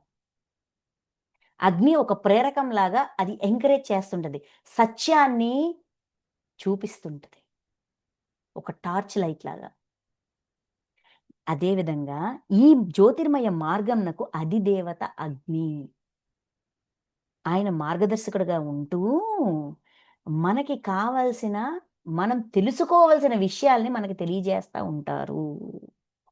మన అంతరంగ లోతుల నుంచి మనం తెలుసుకోవాల్సిన విషయాల్ని మనకి తెలియజేస్తా ఉంటారు. దేహత్యాగము చేసిన ఆ యోగులను దేహత్యాగము అంటే ఇంతవరకు నేనేమనుకున్నాను? బాడీ వెకేట్ చేయడం. మరణించిన తర్వాత వెళ్ళే మార్గం అనుకున్నాను. కాదు. జీవించి ఉండగానే నేను దేహాన్ని, నేను ఈ బంధాన్ని, నేనొక భార్యని, నేనొక భర్తని, లేదంటే నేను ఇది అనే ఈ ఐడెంటిటీని పక్కన బెట్టి, దీని వెనకున్న కార్యకారణ సంబంధాల్ని తెలుసుకునే కుతూహలం ఉన్నవాడు. సత్యం కోసం పరితపించే కుతూహలంతో ఈ విషయాల్ని, ఈ నాటకాన్ని నాటకంగానే చూస్తూ సత్యం కోసం పరిగెట్టేవాడు. దేహత్యాగం చేసినవాడు. చేసిన ఆ యోగులకు క్రమముగా మెల్లమెల్లగా దిన, శుక్లపక్ష, ఉత్తరాయణ అభిమాన దేవతలు కొనిపోయి పరమపదమును చేర్చుదురు. క్రమముగా క్రమకు మెల్లమెల్లగా ఈ మాస్టర్స్ అందరూ మన దగ్గర గైడెడ్ మాస్టర్స్ ఉంటారు. వాళ్ళు మనల్ని తీసుకెళ్తారు. రికార్డ్ రూమ్‌కి కావాలంటే రికార్డ్ రూమ్‌కి తీసుకెళ్తారు. ఎక్కడ తీసుకెళ్ళాలంటే అక్కడ తీసుకెళ్తారు. మాస్టర్స్ నాకు హెల్ప్ చేయండి. నేను ఈ ఈ ఈ ఈ బాధ వెనక కారణాన్ని తెలుసుకోవాలి. నాకున్న ఈ జంజాటం వెనక కారణం తెలుసుకోవాలి. నాకు ఏదైనా విపరీతమైన భయమొచ్చేస్తుంటది. ఈ భయం వెనక కారణాన్ని తెలుసుకోవాలి. నేను ఏదైనా చేయాలనుకుంటాను కానీ చేయలేకపోతాను. ఆగిపోతాను. ఆ క్షణం వచ్చేసరికి ఆగిపోతాను. ఎందుకింత సంశయం ఉంది? ఎందుకింత అయిష్టత ఉంది? ఇలాంటి రకరకాల ప్రశ్నలకి సమాధానాలు ఈ దేవతలొచ్చి తీసుకెళ్ళి, కొనిపోయి పరమపదమును చేర్చెదరు. మన ఆన్సర్‌ని అందించి, మన మన ప్రశ్నలకున్న సమాధానాల్ని మనకి తెలియజేసి, మనం ఎన్‌లైటన్ అయ్యే రూట్‌లో మనకి గైడెన్స్ ఇస్తారు. మన మార్గాన్ని సుగమం జేస్తారు. ఈజీ జేస్తారు. అందుకే అక్కడేమంటారు మనకి, అగ్ని యొక్క సహకారంతో మన లెక్కలు మనం జూసుకోవాలి. మన భావోద్వేగాల వెనకున్న కారణాన్ని తెలుసుకోవాలి. మన సామాజిక దృష్టి వెనకున్న కారణాలని తెలుసుకోవాలి. మన అభిప్రాయాలు, పరిమిత విశ్వాసాలు, కర్మలు, భయాలు, ప్రతి దాని కారణాన్ని తెలుసుకునే ప్రయత్నం ఎప్పుడైతే మనం ప్రయత్నం మొదలు పెడతామో సహాయం వీళ్ళు అందిస్తారు. ఈ జ్యోతిర్మయ మార్గానికి అధిదేవత అగ్ని. జ్ఞానం అనే అగ్ని, జ్ఞానం కోసం పిపాస, తృష్ణ ఎప్పుడైతే మనలో మొదలవుతుందో వీళ్ళందరూ మనకి సహాయ సహకారాలు అందించి మనం ఆ దివ్యత్వపు లక్షణాలు మనమయ్యే అవకాశాన్ని మనకు అందిస్తారు. ఇది మన ప్రయాణంలో ఇది ఒక మార్గం. ఏంటి? పరమపదంని చేరడానికి ఒక రూట్ మ్యాప్, జ్యోతిర్మయ మార్గం. ఇంకొక మార్గం కూడా ఉంది. ఇక్కడేంటి? బ్రహ్మప్రద ప్రాప్తి. పూర్తిగా లెర్నింగ్ లెర్నింగ్ లెర్నింగ్ లెర్నింగ్ అనే తపనతో ఉన్నవాడు. బ్రహ్మవేత్తలైన యోగులు ఇదొక కేటగిరీ. అంటే నాకు బ్రహ్మజ్ఞానం కావాలి, నేను జ్ఞానమై అవ్వాలి, జ్ఞానస్వరూపంగా మారాలి, ప్రతిదీ లెర్నింగే అనే తృష్ణ తపన వరకు వచ్చిన వాళ్ళకి జ్యోతిర్మయ మార్గం. రైట్. నెక్స్ట్ 25వ శ్లోకం. అట్లే సకామ కర్మయోగులు. సకామ కర్మయోగులు సకామ కర్మలు చేస్తున్నారు, మంచి పనులు చేస్తున్నారు,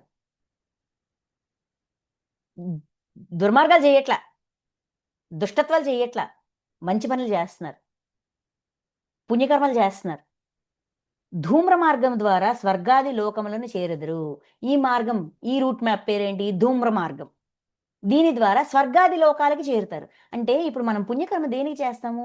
భోగాన్ని ఆశించి చేస్తాం. ఆ భోగాన్ని పొందే అవకాశాన్ని మనకిస్తారు. ఏ భోగం కోసమైతే పుణ్యకర్మలు చేసామో దుష్కర్మలు అయితే చేయట్లేదు కదా, పెయిన్ ఇవ్వట్లేదు కదా. బెటర్, పెయిన్ ఇవ్వకుండా ఉండడం ఎంతో కష్టం. ఆ స్థితి దాటి పుణ్యకర్మలే చేస్తున్నారు. దేనికి? ఇన్నాళ్ళు పెయిన్ ఇచ్చి పెయిన్ ఫీల్ అయ్యి చాలా ఇబ్బంది పడ్డాను, కాస్త భోగాన్ని, ఏ భోగం కోసమైతే ఇన్ని పనులు చేశానో ఇంకా నేను పుణ్యకర్మలే చేస్తాను అనుకుంటాం. అయితే ఆ పుణ్యకర్మల ఫలితమైన భోగాన్ని స్వర్గాది లోకాలు, ఏ ఎక్కడ ఎలాంటి హ్యాపీనెస్ పొందాలనుకుంటున్నామో అక్కడికి తీసుకెళ్ళి అక్కడికి చేరుస్తారు, అక్కడికి చేరుతారు ఈ సాధకులు. సకామ కర్మయోగులు అంటే పుణ్యకర్మలు చేసిన వాళ్ళు దాని యొక్క ఫలితాన్ని అనుభవిస్తారు. దేహత్యాగము చేసిన ఈ సకామ కర్మయోగులను. అయితే ఈ పుణ్యకర్మలైనా నేను దేనికి చేస్తున్నాను? ఏంటి? ఈ ఈ ఇల్లు శాశ్వతమా? ఇది శాశ్వతమా? లేకపోతే అదా ఇదా అని ఒక సందిగ్ధత ఎవరికైనా వస్తది. ఈ పుణ్యకర్మలు చేసేవాడు కూడా మెల్లమెల్లగా దేహ భ్రాంతి, నేను శరీరాన్ని, ఇది నా ఇల్లు, నా వాకిలి, నా ఆస్తి, నా పాస్తి, నేను, నాది, ఈ నా దేశం, నా రాష్ట్రం, నా ప్రపంచం, నా భూమి, నా నక్షత్ర మండలం, ఇవన్నీ కూడా మెల్లమెల్లగా దాటడానికి ట్రై చేస్తూ ఉంటాడు. ఇది విడిచిపెట్టడానికి ట్రై చేస్తూ ఉంటాడు. అది దేహత్యాగం చేయడం. ఓకే. దేహత్యాగం చేసిన ఈ సకామ కర్మయోగులను అంటే పుణ్యకర్మలే చేస్తూ మెల్లమెల్లగా ఈ నేను నాది అనే భావాన్ని కూడా విడిచిపెట్టడానికి ప్రయత్నం చేస్తున్నాడు. ఆ తపన కూడా వచ్చింది. క్రమంగా రాత్రి, కృష్ణపక్ష, దక్షిణాయన అభిమాన దేవతలు ఈ మాస్టర్స్ హెల్ప్ చేస్తారు. ఎందుకంటే వాడు చీకటి నుంచి వెలుతురులోకి రావాలనుకుంటున్నాడు. ఆ మార్గాన్ని చూపిస్తారు. వాళ్ళకి కావాల్సిన క్వశ్చన్స్కి, వాళ్ళ సాధనకి కావాల్సిన గైడెన్స్, మార్గదర్శకత్వం ఇస్తారు. కొనిపోయి స్వర్గాది లోకములను చేర్చెదరు. వీళ్ళు దగ్గరుండి తీసుకెళ్లి ఆ భోగాలని అనుభవించేటట్టుగా, ఆ స్వర్గాలోకాల్లో ఏవైతే ఆ పుణ్యకర్మల యొక్క ఫలితాలని అనుభవించేటట్టుగా తీసుకెళ్లి అక్కడ ఉంచుతారు. వారు అచట చాంద్రమాస జ్యోతిని పొంది, చాంద్రమాస జ్యోతి అక్కడ ఈ పుణ్యకర్మ యొక్క ఫలితం ఉంటది కదా, అది చక్కగా అనుభవిస్తూ అది అనుభవించే కొద్దీ క్షీణిస్తూ ఉంటది.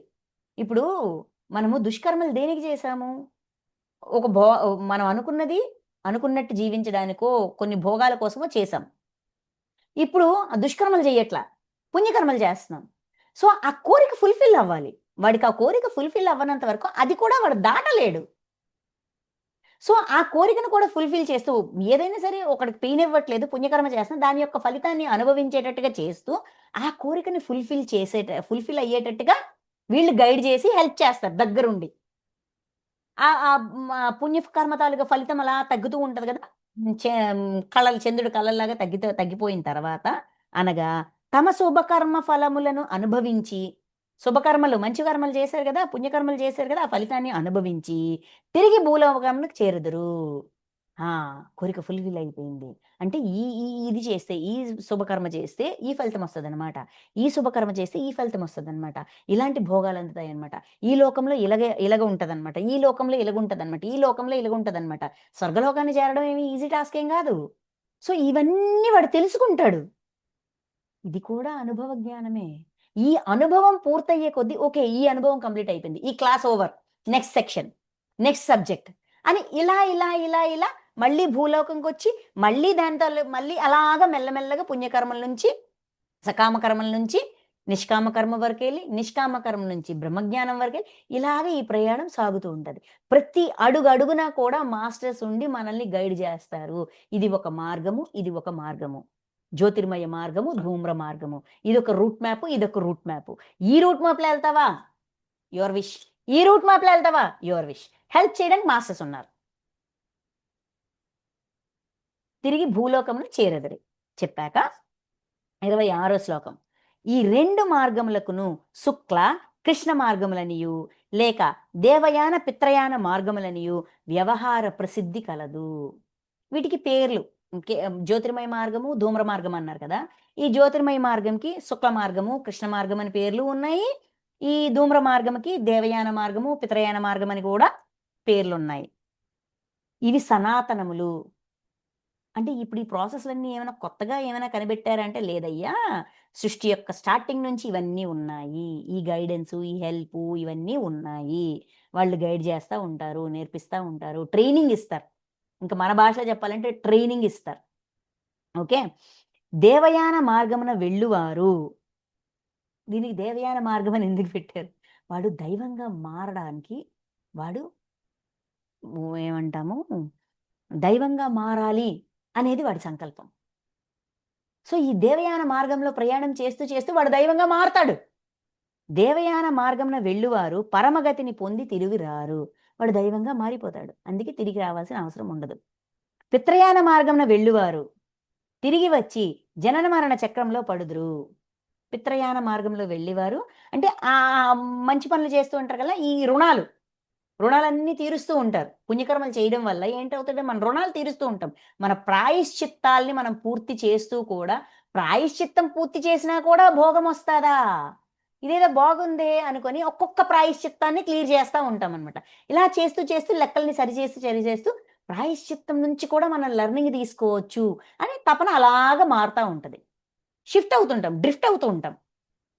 వెళ్ళేవారు తిరిగి వచ్చి జనన మరణ చక్రంలో పడెదరు. మళ్ళీ జన్మించారు, పుణ్యకర్మలు చేశారు, మరణించారు, భోగాన్ని అనుభవించారు, మళ్ళీ వచ్చారు. ఓకే. ఇలా ఇది అంటే ఆ లెర్నింగ్ ఒక్కొక్క లెర్నింగ్ కంప్లీట్ అవుతుంది గదా! అది కూడా లెర్నింగే. ఆ అనుభవం కానంత వరకు ఆ కేస్ పెండింగ్ ఉంటది. సో, ఆ అనుభవం పొంది మళ్ళీ జన్మలు తీసుకుంటారు. జన్మ పరంపరలోకొచ్చి నేర్చుకోవాల్సింది నేర్చుకుంటూ ఉంటారనమాట. ఓ పార్థ ఈ విధముగా ఈ 2 మార్గముల తత్వములను తెలుసుకొన్న యోగి మార్గముల యొక్క తత్వం పేర్లు గాదు. తత్వం.